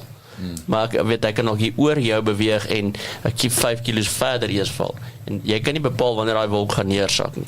Ja, dis ek dink om myself in daai persoon se skoene te sit is soos as jy sê maar ek sien iemand vibe en jy sê as ek nie so uitblaas want toe gaan dit gaan. Dan sê ek jy kan dit ook nie predict nie, nee. Dis about wat die weerman moet doen. Hy moet sê want toe gaan die vibe blaas, nee. Dis 'n lekker job man. Hy kan net sê wat hy wil en net sê sorry, dis die wolk het laat gebreek. Maar dit was 'n bietjie handelsregtyd. What are we talking about? Okay, vandag praat ons bietjie BEE, right? Be or not to be. Yes, wanna boer, wanna be. Dit is 'n groot ding in Suid-Afrika. Dit is aan die een kant is dit 'n geleentheid vir transformasie. Wat baie nodig is. Ek meen ons het jare se ongeregtigheid wat in ons samelewing entrench is wat ons baie keer nie eens agterkom nie, want dit is so deel van ons lewe. 'n lang geskiedenis van baie diskriminasie. Die Afrikaner was ook teen gediskrimineer en dit moet mense nie vergeet nie dat Ja, ons ek dink baie keer word daai punt nie aangespreek. Ja, sê so dis net vergete en ons praat nie daaroor nie. Ja, ek meen ons het nou gepraat van der Byl wat al hierdie amazing goeders gebring het en dit was uit net na die oorloë en van daai goed wat jy genoem het was actually gedurende tye van Ja, van der Byl het dit BE moontlik gemaak. Exactly, dit is actually 'n feit. So die volgende gedeelte daarvan is dat daar ook die volgende deel is dat daar's ook verpligting op. Dis nie net 'n geleentheid nie. Ons het public procurement, publieke verkryging wat teken die staat wat koop, wat die grootste spender is in ons land, is verplig om 'n transformasie in hulle verkrygingsprosesse in te werk. Nou dis in die grondwet, in Suid-Afrika se grondwet artikel 217 het hierdie 4-5 beginsels wat sê dat publieke verkryging moet wettig, deursigtig, kompeterend en equitable wees. Ek weet nie wat is equitable nie, maar dit moet regverdig wees. Daar moet 'n bietjie gelykheid in dit inkom, okay? Nou, alhoewel equitable ook nie noodwendig beteken gelykheid nie, dis al die mengsel tussen... Equitable is dit nie soos dat daar aandele moet wees, dan aandelehoudinge wees. Wel, die is eintlik daar op 'n baie warm punt, want dit is omtrent waarop dit neerkom, maar equitable is amper die middelgang tussen regverdigheid en gelykheid. Dat gelykheid is nie altyd regverdig nie en regverdig ook nie altyd gelyk nie, maar jy moet die twee die mekaar op. Wat beteken dit? So die Data Dictionary sê dit moet fair and impartial wees. Okay, wel equitable. Ja. Maar wel, ek dink equitable het eintlik in ons land en dit is 'n baie goeie punt daai, want ons pas equitable toe as ook om te beteken, want ons gee dit 'n grondwetlike interpretasie, so met die hele grondwet saamlees, sê ook dat daar 'n plig op om seker te maak dat die injustices of the past gecompensate voor word. So dis 'n uitdruklike ding wat sê, in ons land is dit equitable, as jy bietjie overcompensate aan die een kant en aan die ander kant. So dis al vir... Maar daai is toe nou geïnterpreteer en ek sê ekstreem. Wat ons gesien het, en dis baie hartseer, kyk, ons wette in ons land is nie ons probleem nie, wel, daar's 'n paar wat miskien debatteerbaar is, hang af hoe jy daarna kyk, maar oor die algemeen het ons land fantastiese wette, en ek kan dit vir julle reg sê, plaaslike regering, ons nasionale regering, het regtig baie goeie kwaliteit, hoë standaard wette. Dit gaan oor die toepassing, dit gaan oor of dit actually toegepas word dit verstaan, word dit dalk misbruik, en ek dink dis waarna julle raak, dat van hierdie het meganismes geword, wat die loopholes is so groot, dat eventually is daar net hierdie tonnel, wat eintlik alles deurgaan, en die regte roete oor die berg is nou maar nie die een wat enigiemand vat nie, want dit vat te lank, en net as jy aan die ander kant kom en stuur hulle jou terug. Dis gewoonlik baie keer die ervaring, en dis ook 'n baie hartseer kant van dit, en ek dink dis ook hoekom ek dit wil opbring, dat dit is aan die een kant bly dit 'n prerogatief, wel, dit is nie die regte, dit is 'n verpligting op ons, dit bly prerogatief, jy kan kies of jy dit doen of nie, maar dis eintlik 'n verantwoordelikheid, dat ons moet 'n bietjie kyk, hoe gaan ons vorentoe, weet, ons praat van vooruitbeplanning, dit gaan nie net oor om een of ander instansie te skep, of om een of ander company te stig, of wat ook al wat werk skep, of wat nie, ons is in 'n ekosisteem, as die water vuil is, word al die visse siek, ons kan nie maak of daai is jou gat in jou kant van die duikboot nie, dis ons almal se probleem om mee te sukkel, dat ons, ja. En ek sal dit nie doen nie. Ja. Nee, dit sal dit nie doen is 'n dom strategie. Ja, en baie kere moet mense ook verstaan dat baie mense weet nie waar om te begin nie. Weet nie, okay, nou hoe doen ek dit? Maar kom staan net gou daar stil. Wat is daai BS mite oor BE? As ek nou juist om daarbey aan te sluit van, ek gaan nie 51% van my besigheid weg nie. Ja. Dis so eendimensionele, stupid respons, maar dis onkunde. Maar dit is die narratief wat die hele tyd herhaal oor die jare. Ek dink die onkunde is 'n groot probleem. Ek het nou in die week te doen gehad met 'n persoon wat Hulle het by hulle accountant 'n paar tips gevat oor hoe om hulle BEE goeders te doen. So dit is tipies die accountant het nou weer om die braaivleisvuur 'n paar tips gehoor een keer. So Ek wou sê jy gaan vra prokureer vir jou B-strategie, nie jou accountant nie. En ook hulle het 'n enige- taxi-drywer wat glad nie weet wat in die besigheid aangaan nie, het hulle aandele gegee. Hy weet nie eens eintlik dat hy het aandele nie. Nou moet hulle op die punt kom wat hulle buy and sell agreements moet doen om aandele te kan uitkoop sou een doodgaan, maar nou voel hulle nie hulle hoef nou 10 miljoen lewensdekking op die taxi-drywer uit te neem nie, want hy weet nie eens regtig. So op die Maar ouende so hoë het ek risiko, dis die probleem. ja, dit is hy gaan 'n groot premie betaal. Dis 'n baie groot probleem. Op die ou einde het ek hulle toe nou connect met 'n BE konsultant en hy het net gesê hierso's tronkstraf Ja, dit is bedrog daar. is die net front wat end. hier kan uitkom. So mens moet pas op om braaivleisvuur advies te vat as Wel, dit by ek moet versigtig BE. wees om te sê bedrog is 'n groot woord. Dit is definitief moontlik bedrog en dit lyk soos iets soos wanvoorstelling. As almal nie behoorlik weet nie, maar die ou het dalk regtig die aandele. Dit klink net of dit bietjie sinister is en ek het al 'n voorbeeld gesien waar 'n likwidasie aansoek gebring is teen 'n maatskappy op grond van fronting. Wat ek gesê wel want kyk jy likwidasie aansoek is nie net insolventie nie, dis ook just and equitable partykeer. Dan sê hulle net hierdie company moet nie voortbestaan nie. Dit is 'n bedrogspel of dit is 'n misbruik of wat ook al, né? En Maar daar leer ek nou iets. Ek het altyd gedink dit is die geldraak dis al, maar dis nou interessant dat jy sê daar's ander redes vir hierdie ook, nê? Ja, dit is 'n crowbar wat 'n deur oopbreek wanneer hy moet en sê of dis julle rook al binne of julle doen iets al binne, maar ek moet hierdie deur oopbreek, jy weet. Nou ja, so maar in daai geval nou met daai likwidasie aansoek het toe daai ouens so vinnig laat repent en jammer sê en terugdraai en settle en so aan. So dit was uiteindelik maar net 'n great pressure tactic, maar dit wys jou, nê, dat dit mens moet baie versigtig wees en dit is jammer, maar ek meen dis ook desperaatheid. Dit is omdat daar soveel mislukte pogings was. Ouens probeer iets en sê jissie, maar ek het nou hierdie skema en daai struktuur en hierdie dit en dan ag nee, dit het nie uitgewerk soos ons wil nie of weet en ek gaan nou nie in dit ingaan nie. Daar's so 100,000 redes vir mislukking, maar ek dink die ding om dalk net bietjie op te fokus is ek hou daarvan om 'n bietjie meer te praat oor die mindset. En ek dink is iets wat ek by jou ook 'n paar keer al gehoor het, Jacques, wat ek hou van om te hoor, is om te sê dat dit bly ons groot geleentheid in Suid-Afrika, dat ons moet kyk, hoe kan ons hande vat, hoe kan ons saamwerk, en ek het byvoorbeeld in landbou en boerdery het ek nou al op 'n hele paar projekte gewerk, en dis my altyd, ons het een keer vinnig ook daar gepraat, maar eintlik my gunsteling tipe goed om te doen is waar ons kommersiële boere en mense wat grondregte het, help om saam te werk, jy weet, en om jy het bietjie 'n ander benadering en goed, en destyds SAB is nou oorgekoop, maar destyds het SAB miljoene rande spandeer om juis by plaaslike bemagtigingsboere aan te koop. En dan is daar nie altyd die onmiddellike kapasiteit en toegang tot finansiering om net te kan iemand direk te bemagtig nie. Baie kere was dit in die kere wat ek betrokke was dit telkens die geval dat dit het gewerk deur partnerships.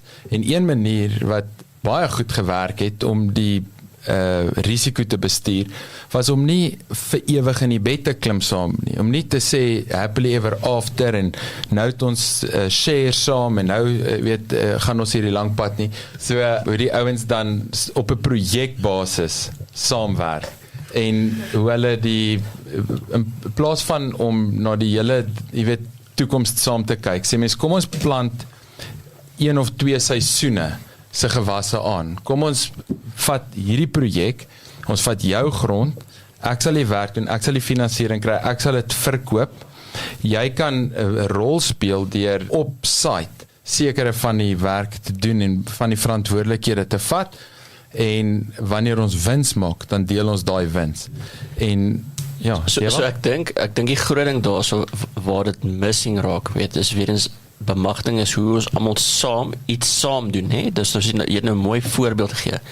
Maar ek dink is weer eens onkunde en waar ons voorbeeld nou word en ons kan weer terug aan klassiek Eskom, waar daar nie waarde toevoeging is nie, waar jy R20 vir 'n toiletrol betaal en R100 vir 'n Big Pen en want daar is soveel middelmanne wat nie waarde toevoeg nie, wat net vir the namesake weet of BEE, net weet ek is 'n naam op 'n papier met 'n konneksie. Tenderpreneurs. Tenderpreneurs. En ek dink is omdat daai media toegang, dit is die ding in ons gesigte, wat ons gesig staar, wat die slegte smaak laat, wat maak dat mens teen hierdie beginsel is. En dis ook maar weer eens sê, ek dink, die groot ding wat mens moet sien is, waar as hierdie bemagtiging inkom, waar almal weet ek vat weer in 'n sea of a rising tide, all ships rise, nee? So as daar waarde toegevoeg, maar nie net 'n geldreiling nie. Ek dink waar hierdie ding verkeerd gesien word, daar net 'n geldreiling is. Jy gee my jou grond, ek gee jou 'n geldreiling, maar daar's niks uplift, daar's niks anders rondom wat ek actually weet, ek in plaas van dat ek jou die geldjie gee nie. Jy weet as I teaching to fish, ek gee jou actually 'n skill, ek leer jou 'n deel van die proses. Jy voeg waarde, want as ek jou upskill, dan kan jy waarde na my toe ook byvoorbeeld. Dit moet die uitkyk wees, nê? Nee. Ja, en wat 'n total giveaway is van hoe hierdie konsep gepervert is die woord empowerment is ook, maybe you all didn't know it, maar is ook die slangwoord vir bribe. You need to empower me. Ek weet nie of julle dit al gehoor het, maar you need to empower me. Of die woord enterprise development is ook 'n classic slash van tipe ding. Jy weet, nou we'll call it enterprise development. Jy betaal soveel, gewoonlik hierdie 20-30% plus, maar betaal soveel, ons sit dit onder enterprise development, want jy betaal dit aan daai company, dan kry jy lekker punte, en ek meen die eerste wat dit word, is wat my eintlik die hartseerste maak van dit alles, is dat mense partykeer well-meaning, selfs die ding reg doen, en op punt nommer 99, sê maar net voor 'n aanstelling plaasvind, dan sal klop aan die deur of 'n oproep, en van iemand wat sê, okay, wel, hier is hoe dit nou gaan werk, jy gaan nou soveel geld in daai rekening betaal, dan kry jy het, of partykeer wat nog 'n bietjie erger is selfs, is, die werk word klaar gedoen, afgeteken, invoice, betaalbaar, geld is daar, dan die klop aan die deur. Of wat ek onlangs vir my vertel het, ons het Kersfees wat opkom. Ja, so Kersfees geld, maar dit is net 'n ander woorde vir bribe, jy weet, so dit is 7 figure Kersgeskenk. Ja, miskien kan ons 'n ding doen, die 7 verskillende woorde vir bribe. Ja, daar is baie meer nog as dit, nee, want maar ek wil hom net vandag, en wat belangrik is, en jy het 'n belangrike punt, maar en ek wil vir die ouens wat nog luister en nie al, jy weet, 'n stasie verander het nie, want ek weet dit is 'n kontroversiële punt, so ek dink hierso is wat ons vir mekaar sê. Nommer 1, die ding is geryp, dit is skelm op 'n goeie dag, die hart van dit oor die algemeen is nie goed nie, Eskom is front, center, we get it. As ek sê, dit is 'n groot geleentheid, is dit omdat ek jou 100 miljoen en 200 miljoen wil verander, meneer die Afrikaner SME. So ek wil hê ouens moet dit verstaan ook. Ek sê nie, ek sal dit 100% van 0 is, op mense af, maar ek sê ook nie, gee die helfte van jou maatskappy weg, en dan gaan ons, dis jou verkoopsgeleentheid. Ek sê nee, kom ons kyk dat ons jou 49% dubbel soveel werd maak as wat jou 100% nou is. En dis hoekom ek sê dis 'n geleentheid. Dit gaan nie, dat jy's nie slegter af in die proses nie. Anders beskou ek dit nie as 'n geleentheid nie. Ja, dan is dit net nog tax. Ja, so dit is 'n baie moeilike ding hierdie, en weet die tipe goeters wat mense ook maar leer oor tyd is, weet partykeer dan is daar ook hoë ambisies. Mense dink, soos wat jy nou sê, okay, al wat ek moet doen, ek moet hierdie transformasie deurgaan met my besigheid, ek moet my level opkry, my score, my rating, ek is nou 'n level 5, dan moet ek 'n 4 of 'n 3 of 'n 2 of 'n 1 word, en dis erg dat die bar het al so gelig, en hoe baie mense moet doen om daar uit te kom, maar dan partykeer dan gaan mense na daai vlak toe, dan ewesklik, nou is daar nie meer beheer oor die besigheid nie, uitgestem van my 'n company af, ek is minority shareholder, daar's geen performance base gekoppel aan die oordrag van aandele nie, so dit was eintlik bietjie van 'n freebie dish out, en sonder daai prestasie na die tyd, en van die lesse wat ons nou maar leer, is om net mooi daai goeders in die eerste plek te bestuur as deel van die struktuur van so 'n tipe transaksie. Om baie duidelik te wees, okay, wie gaan wat doen? Dit begin by, okay, weet jy gaan aandele kry, okay, dit is obviously deel van die assumptions, maar dan daarna is dit soos, okay, besef jy daar's 'n verantwoordelikheid. Wat 'n reward en risk word gekoppel aan daai verantwoordelikheid, en ek dink dit help al klaar om net 'n bietjie, maar weer eens, ek moet sê dit raak so moeilik, en ek gaan nie maak of ek die antwoorde het nie. Ek dink ek wil eintlik 'n bietjie die pot ook net stir, jy weet, en daar buite sit. Ons besef, dit is 'n baie moeilike kwessie, dis nodig, ons almal is verantwoordelik, maar dis so moeilik, want daar is selfs partykeer mense wat dit reg doen, hulle het korrupte koneksies. Ek sê nie ek condone dit vir een oomblik nie, ek is maar net bewus van wat daar buite gebeur. Mense het hulle koneksies, maar dan hulle nie die regte koneksies nie, want daar's 'n hoër inner circle wat die mag regtig het om besluite te maak. So een ding wat ek wil sê, dis amper soos 'n eerlike dief voorbeeld. Ons moet ook nie een ding, so kom ons vergeet, of kom ons fokus op die eerlike ouens. Nou het jy jou BE agente, jou boksietiekers, ek noem hulle boksietiekers. Ek dink jy ouens verstaan actually die tragedie van hierdie boksietiekers nie. Want party van hierdie boksietiekers het 30 miljoen rand per jaar wat hy kry. So hy vat die 30 miljoen vir die groot maatskappy. Die maatskappy wil net fokus op hulle besigheid. Daai BE boksie is getiek. Nou het ons daai Enterprise Development Fund of Training and Development. Nou sit daai persone met 30 miljoen wat hulle nou op 'n eerbare manier gaan spandeer, dan gaan blaas hulle dit. Dit word nie geïnvesteer nie. Die 30 miljoen word nie in 'n ander inisiatief. Easy come, easy go. Dit is. So met ander woorde, daai is vir my die grootste tragedie. Ek wil sê, ons kan nou die modder en die strand te goed probeer uitvee. Ek sê, kom ons begin actually waar dit reg en wettiglik en mooi skoon gebeur, en ons sê, okay, well done ouens, julle tiek legal hierdie regte boksie, B-agent, jy's die beste ou in Van der Byl, maar weet jy wat, daai 30 miljoen, kom ons kyk nou, hoe kan ons besighede daarmee begin, of addisionele werk, ripple effect, as wat jy nou net ander boksies gaan tiek, druk het in 'n kursus in wat die ou stap uit slimmer, en hy het nog steeds nie werk, is 'n voorbeeld. Is dit nou nie terug in waar ons begin het met Van der Byl nie, weet ons te sê, laat dit true enterprise development is, verstaan dit, en ek dink dis weer eens waar die dinge van bemagtiging, nee, is dat daai geld gaan vir upskilling nie, ek het 'n kursusie gedoen nie, weet dit is, kom ons vat Van der Byl Park, of die Van der Byl Industrial Area ding, ek het nog ambagsmanne geskep, hulle kom weer in die systeem, en daar's 'n tekort aan hulle, as en daar is, nee, ek wil 'n baie goeie voorbeeld. So jy skep hulle, maar ek dink waar die groot systeem moet saamwerk is, daar moet, waar het so mismoedig partykeer is, daar moet vir daai oue plek wees na die tyd. Al is dit 'n internship, dat hy net sy voete kan vind, dat hy iets kan doen.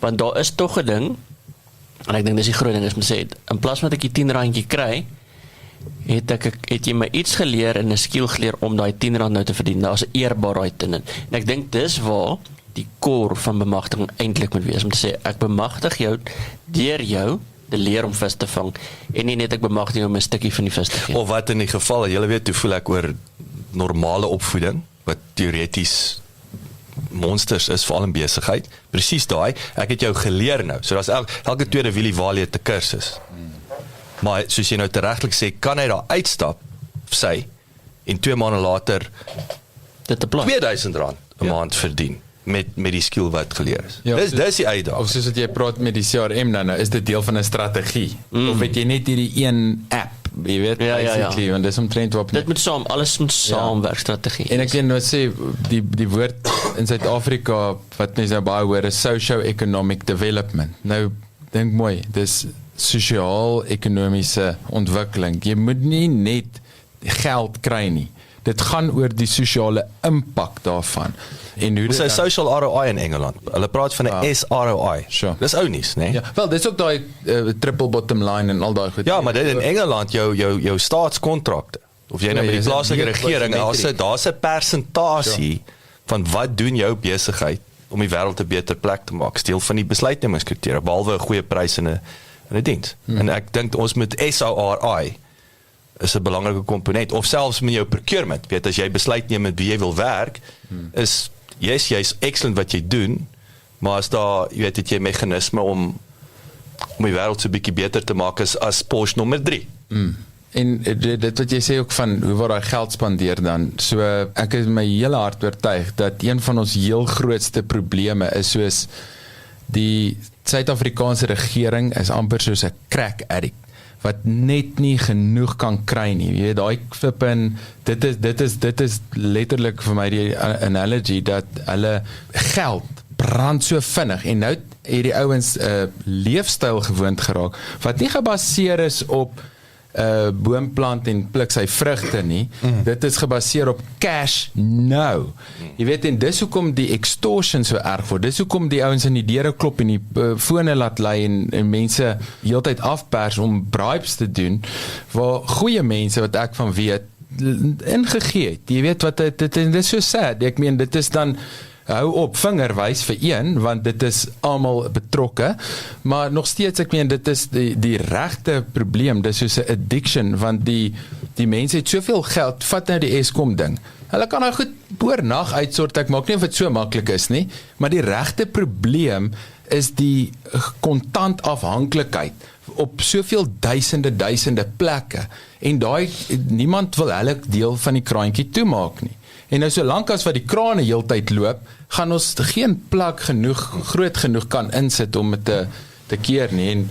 En nou wil ek net vir julle dit na die volgende vlak toe vat, legally speaking, wat het gebeur, dis nogals 'n landmark tipe ding. So daar's soos hierdie wet, die PPPA, die Preferential Procurement Policy Framework Act.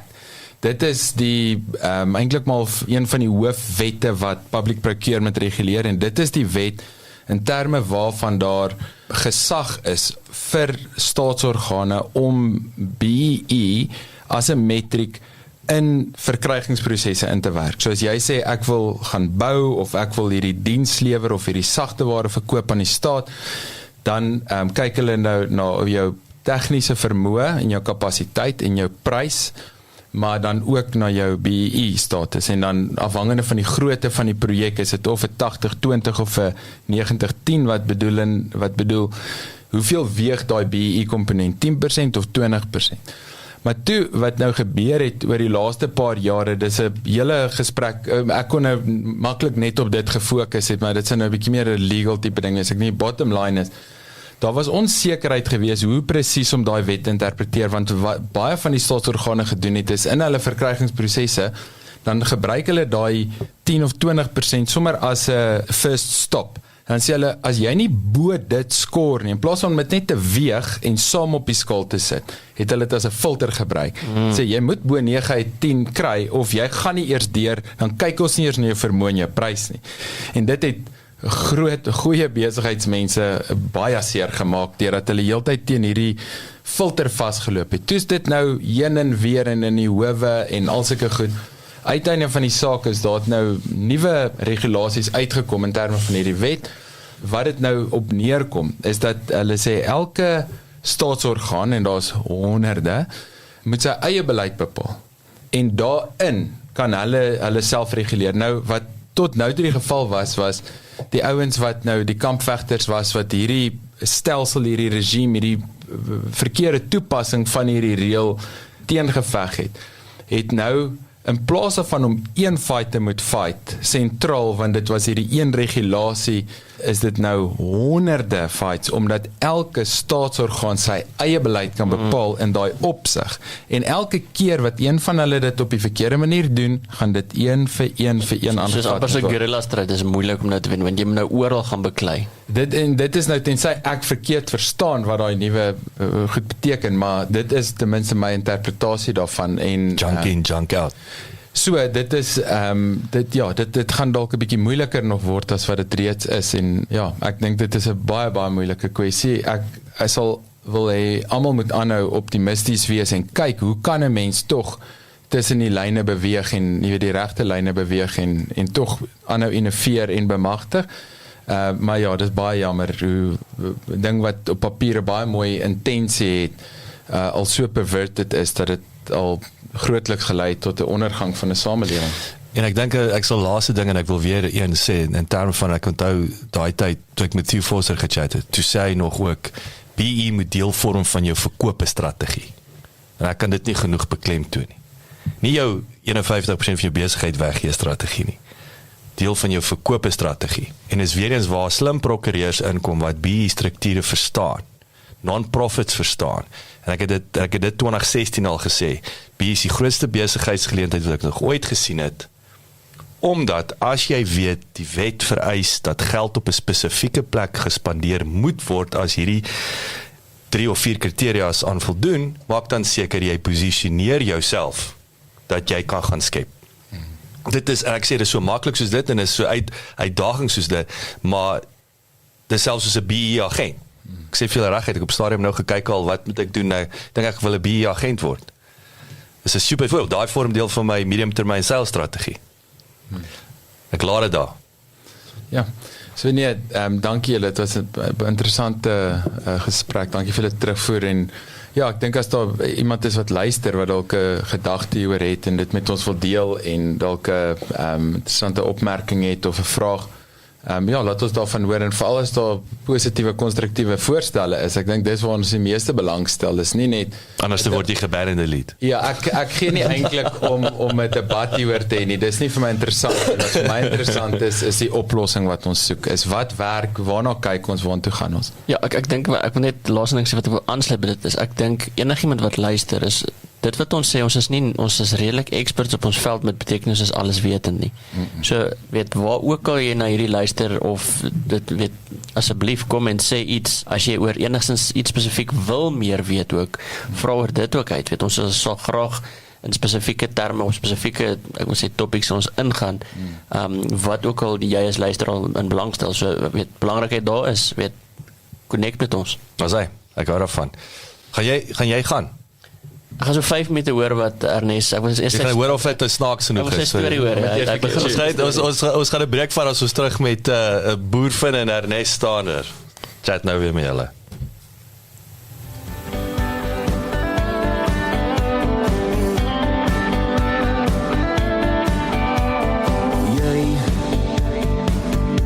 Jy is my hartklop en jy is my lewe. Vir jou sal ek alles gee, meer as my als met jou deel. Wow, jou stem, ja, as ek jou stem hoor, voel het of ek myself verloor. Dis 'n melodie wat ek nie wil verloor. Ek voel hoe ons liefde brand. Ek is op my knieën, hoe ek jou hart smeek asseblief. Vir nog net tyd tussen ons. Dis helemaal dezelfde zonder jou, my hart sal nie brand. Ek voel hoe ons liefde smelt, sal jou redes gee om net myne te wees asseblief. Moenie asseblief. Miskien as jy dit 'n kans gee, sal jy in jou hart weet verstaan jy hoekom en waarom vir ewig en altyd.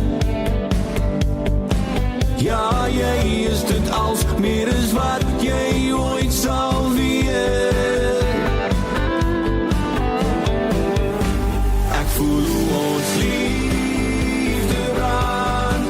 Ek is op my knieën, hoe ek jou hart smeek asseblief. Vir nog net tyd tussen ons.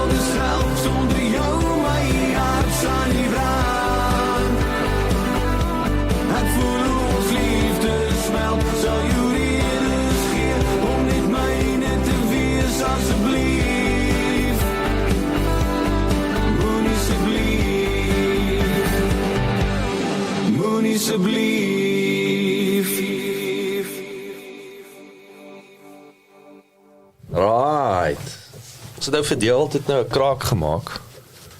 Hy het 'n graadeplegtigheid van sy. Hoe oud is jou kinders voor jy weghardloop? Wie se graadeplegtig is dit? Nicole. Dis Nicole, 6. Baie geluk. Geniet dit, geluk. Right. Ernest, Boervin Meister, Financial Meister. Jessie, hou aan. Ek luister. Meister. Sal jy vir my net daai stukkie uitsny? Ek wil dit vir my maak en stuur. Dat jy 'n meister is. Ja, van finansiële ene. In elk geval, maar goed, kom ons gesels die geldjies vandag weer. Vandag se topik is soos wat dit nou maar die laaste ruk is en vir die res van hierdie jaar. Ons het nou na vandag dink ek nog so 3 sessies oor vir die jaar. So Dis vandag is 6, nee, is vandag al die 6ste, is week 6 vir ons, is dit Ja, nie? hè? Ja, Yes, kan jy glo, right, maand en 'n half. so. Maar in elk geval so, ek wil ten minste ondertoon van eiendom deeltyd hou vir die res van die jaar. Maar wil ek vandag net eers gou vinnig begin met 'n kort storie. So Dis nie. Dis 'n vars angle. vandag is dit nie so grappige ene nie, dis maar goed, kom ek vertel. So eendag sit hierdie zenmeester sit hy daar Zenmeister. Zenmaster, sit hy daar soos wat hulle maar doen in die woud tussen die bome. doen push-ups op sy Jy het vingerpunte. gesê is nie snaaks nie. Met hulle hake op hulle skoot. Met ja. So sit hy daar. Onder hulle nippels, hulle druk om ons verder soos 'n gekruiste been, 'n nuwe definisie. So sy student sê toe vir hom, meester, wat gaan ons vandag doen? En die meester sê vir hom, ek gaan 'n bietjie gaan pyl en boog skiet in die woud.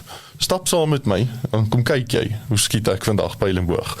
En hy sê, ons het hierdie al 'n paar keer gedoen, maar goed, ons kan dit vandag weer doen. En die meester stap daar in die woud in, en hy haal al die langbou van hom uit, en hy haal 'n klein blommetjie, pluk hy daarson, en die klein blommetjie gaan sit hy nou op 'n boom, as 'n teiken. En hy stap 300 meter van daai boom af weg. En hy sê vir die student, bind gou my oë toe met hierdie serp, dan wys ek jou iets. En die student bind die meester se oë toe, en hy haal 3 keer diep asem, en hy skiet sy pyl.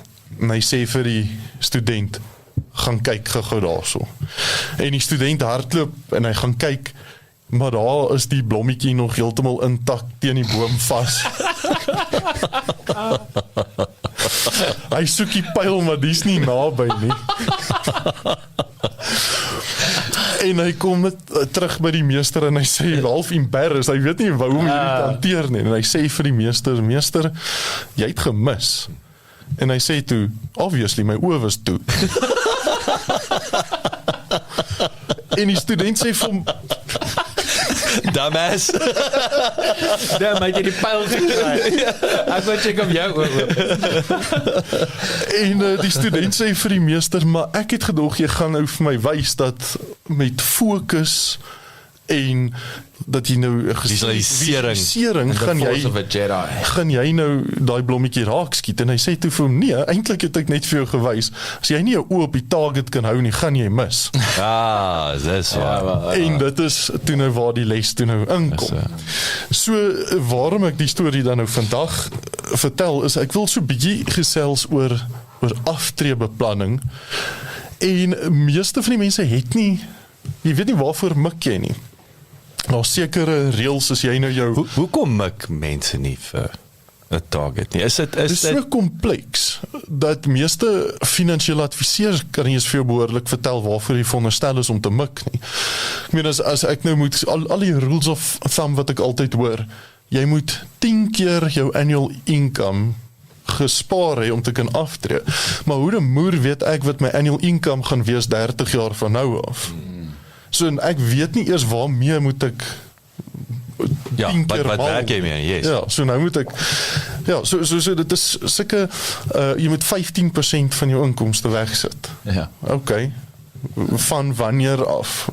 Is dit okay as ek begin wanneer ek 35 is of Is dit dan 25%? Jy weet as ek 40 is. Dit is amper soos 'n suurlemoen eet. Nee, jy moet net suurlemoen water drink vir 30 dae. Dit is jou antwoord. Ek meen dit is sulke goed. Nee, dit is about dieselfde level om dit tot dit te reduce. Ja, en ek dink meeste van die mense gaan net 'n sakkie suurlemoene kan bekostig as hulle aftree, so dalk moet hulle dit dan Raak dit gewoon. Jy gaan sien hoe verloor jy gewig. Raak nou gewoond aan my eet. In elk geval, so ek wil gou 'n paar statistieke sommer net gou deel. So hierdie studie is deur Sanlam gedoen 'n paar jaar terug oor aftreebeplanning. So hulle het gesê dat goed, jy moet op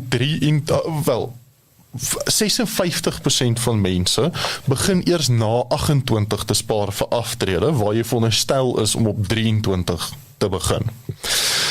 Dan meeste mense sit 7%, is die gemiddeld wat mense van hulle salaris wegsit vir aftrede, jy is veronderstel om 15% weg te sit, en 62% van mense, wanneer hulle van 'n werk verskuif, dan vat hulle daai geldjie, en jy betaal 'n klein huisie vol belasting daarop, maar jy soek daai zakkie in jou beursie, jy wil hom nie oorsit in 'n nuwe pensioen tipe fonds in nie.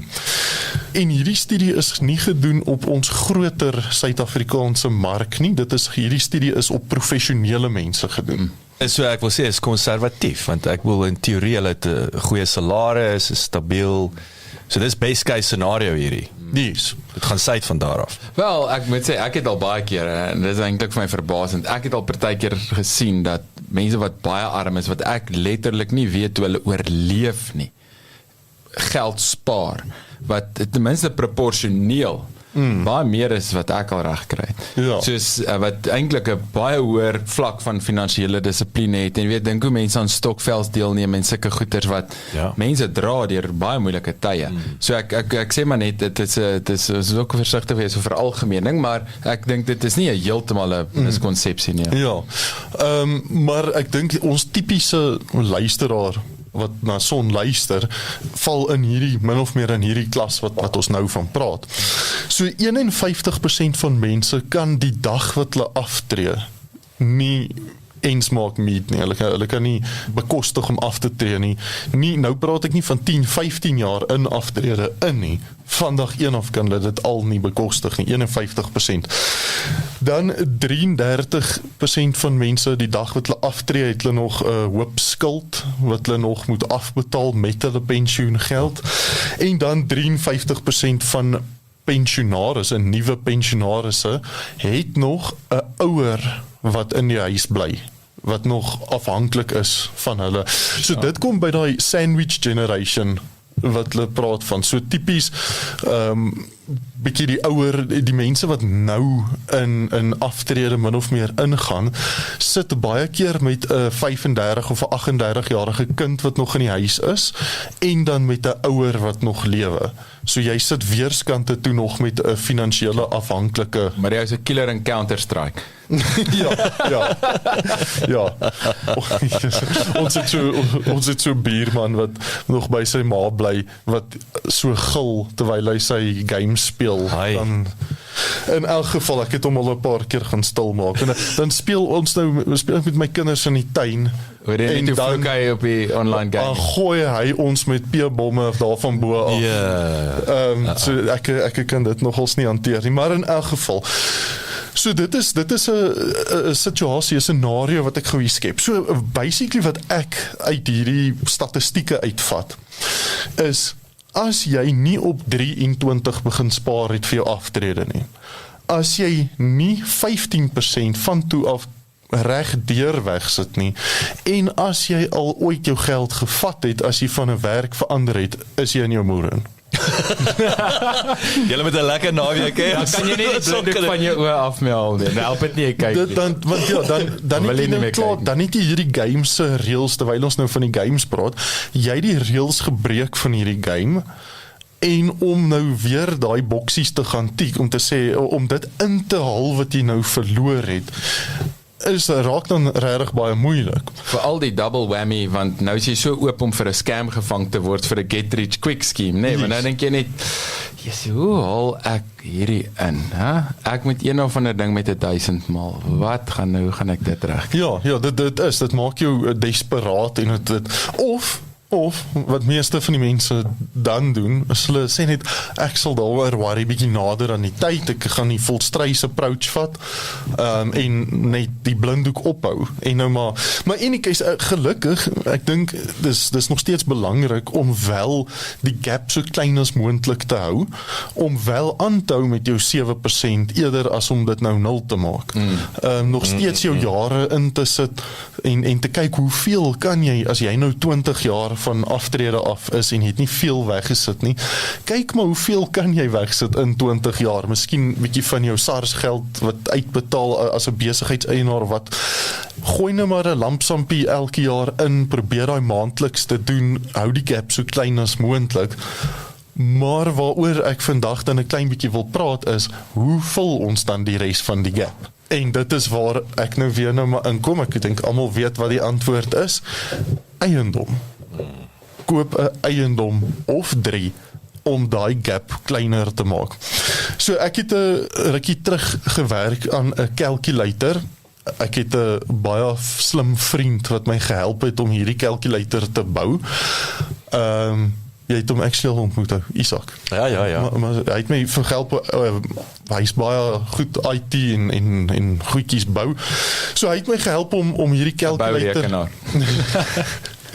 En so wat hierdie calculator van my doen is basies om te gaan kyk dit wat jy reeds weggesit het, dit wat ons dink jy nog in die toekoms gaan wegsit, hoeveel gaan dit werd wees teen die tyd wat jy aftree en hoeveel gaan jy nodig hê in die toekoms met inflasie en alles ingereken, wat gaan jy nodig hê om te kan aftree?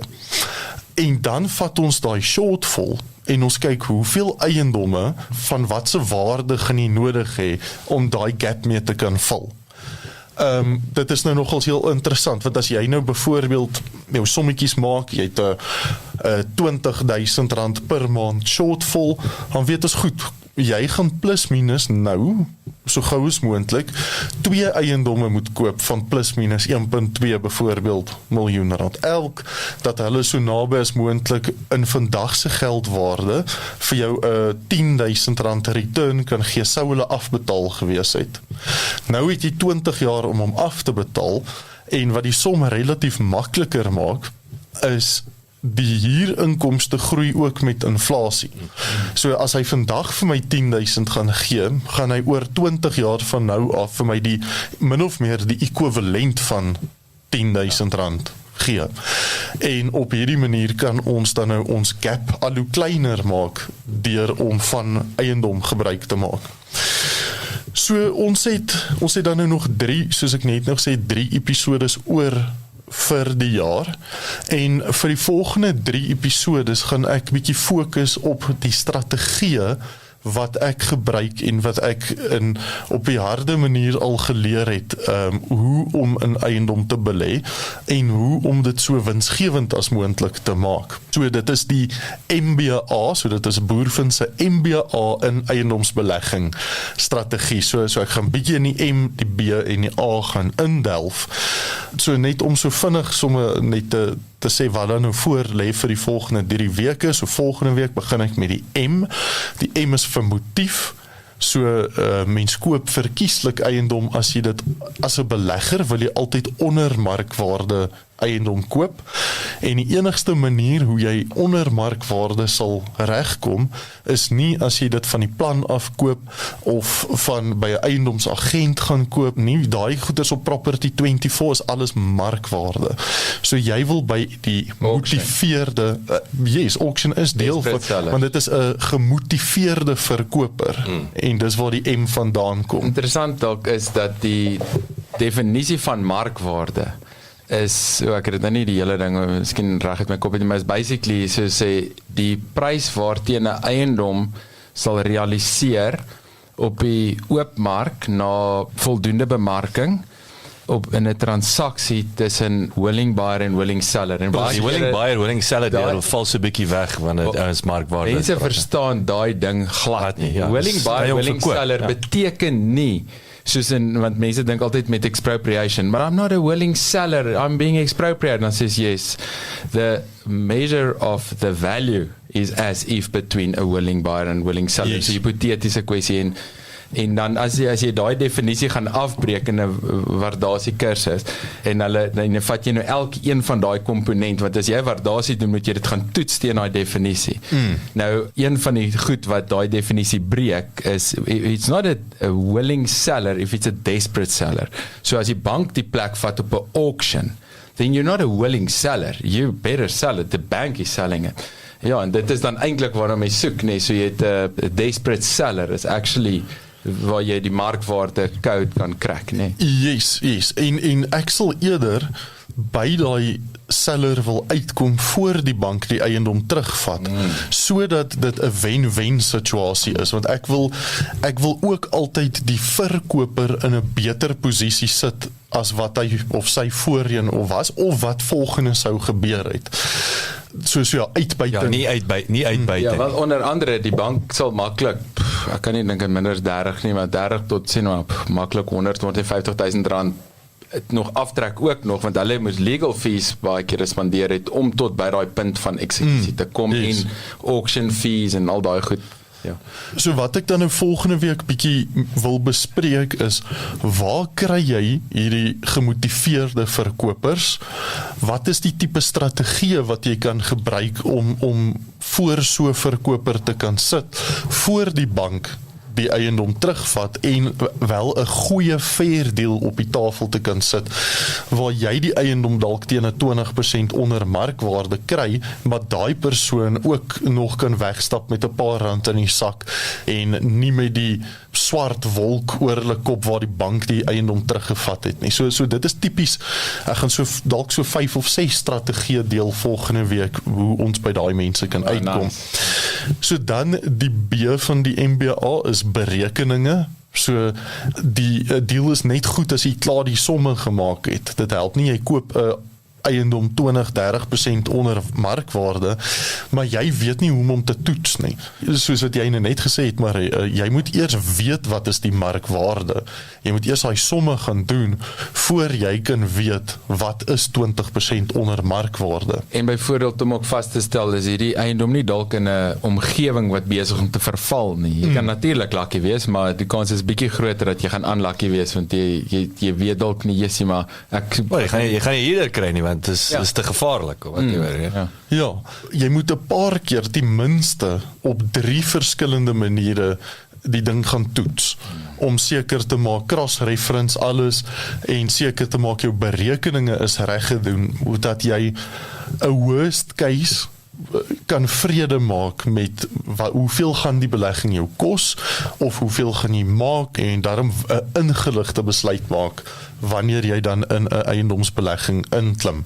So dit is die B van die MBA, en dan die A natuurlik is by verre my gunsteling ene, en die meeste ander mense se gunsteling ook. Die A is vir alternatiewe befondsing. So wat as die bank nie vir my daai miljoen wil gee nie, of as hulle dit nie dadelik vir my wil gee nie, hoe kan ek betrokke raak in eiendom? Hoe kan ek daai gap kleiner maak op aftrede, sonder dat die bank noodwendig vir my die geld gaan leen?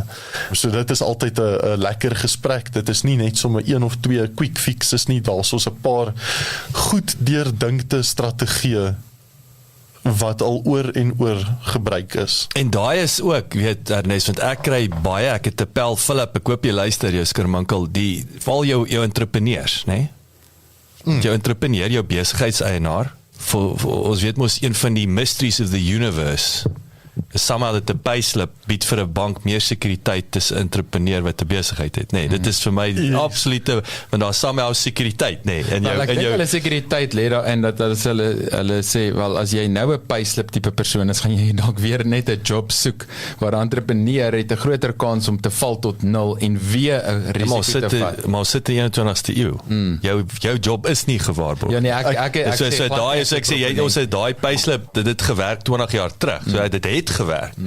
Nie in vandag ek wil sê post-COVID werk dit werk daai glad nie. So die bond originator wat ek altyd gebruik, hy vertel nou die dag vir my 'n baie snaakse storie.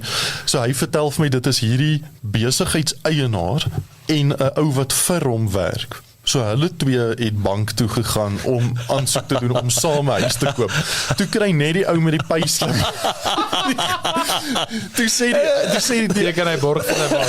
Seker hy word die eienaar sê toe vir die bank, ek gaan daai bliksem fire lank voor ek onder. En daai sê vir jou gaan geld hê. Ja. Hy het nie werd. En daai nee, en ek wil dis die realiteite en ek bedoel daar is en ons kan dalk 'n bietjie erns as jy dalk ons kan daai op 'n ander episode of volgende week ook 'n bietjie unpack of wanneer ons by alternatiewe befondsing kom. Is ek weet byvoorbeeld Investec is byvoorbeeld een van die min banke wat na die entrepreneur kyk. Werklik om te sê luister ons kyk as jy wil huis koop. Ja, ek kan vir jou 'n praktiese voorbeeld gee van hulle neem die besigheid in ag, die persoon, die package, nie 'n payslip nie. So onsaglike dom eendimensionele manier om na 'n persoon se ek wil sê sy riskprofiel te ons het vroeër vandag in die CRM sisteme toe praat ons van daar moet ook 'n keuring wees, 'n kwalifisering proses in jou leads wat jy generate. So Investec het 'n baie streng kwalifiseringsproses. Ja, ek verstaan. Ja. Maar hulle kyk actually na die entrepreneur meer as baie van die ander banke. Maar ek dink die goeie nuus van die hele alternatiewe befondsing deel is die woord alternatief. As 'n opsie. Dit bring nuwe opsies. Ek meen ek wil amper sê dat enige persoon wat het, kan in eiendom belê, selfs al is jy geswartlys, selfs al het jy nie 'n sent op jou naam nie, die alternatiewe befondsing gedeelte kyker vir almal, op verskillende vlakke natuurlik, en is net soveel makliker as jy net geld by die bank kan gaan kry. Dit is die eerste prys, maar daar is ook ander opsies. This is good stuff, I don't know. Ek is saam met jou op daai ene. Dan begin ons volgende week met die M. Daar's hy. Dankie jy geluister het. Ek hoop jy het 'n heerlike naweek. Manne, ek hoop julle rus geweldig. Lekker om julle weer te gesien het. Dankie vir die lekker chat. Dankie vir julle, ja. En Dewald, dankie vir jou. Ag, waar's Dewald? Hy is nie hier nie. Skus, ek het nie eers agter gekom. Ek spot. Ons het hom gegroet. Niks te sê. So wat toe. Ons julle volgende Vrydag selfde tyd. Selfde plek. Dankie dat jy geluister het. Besoek asseblief ons webwerf by www.klipkouers.com. Teken sommer in sodat ons jou op hoogte kan hou. Baie belangrik, gaan luister na ons ander potgooi reeks en episodes op Spotify, Apple Podcasts of YouTube. Baie belangrik, as jy hou van wat jy hoor, los asseblief 'n resensie sodat ander lekker mense soos jy van ons episodes te hore kan kom. En kom volg ons op sosiale media. Soek net vir Klipkouers op Facebook, Instagram, Twitter, TikTok en natuurlik LinkedIn.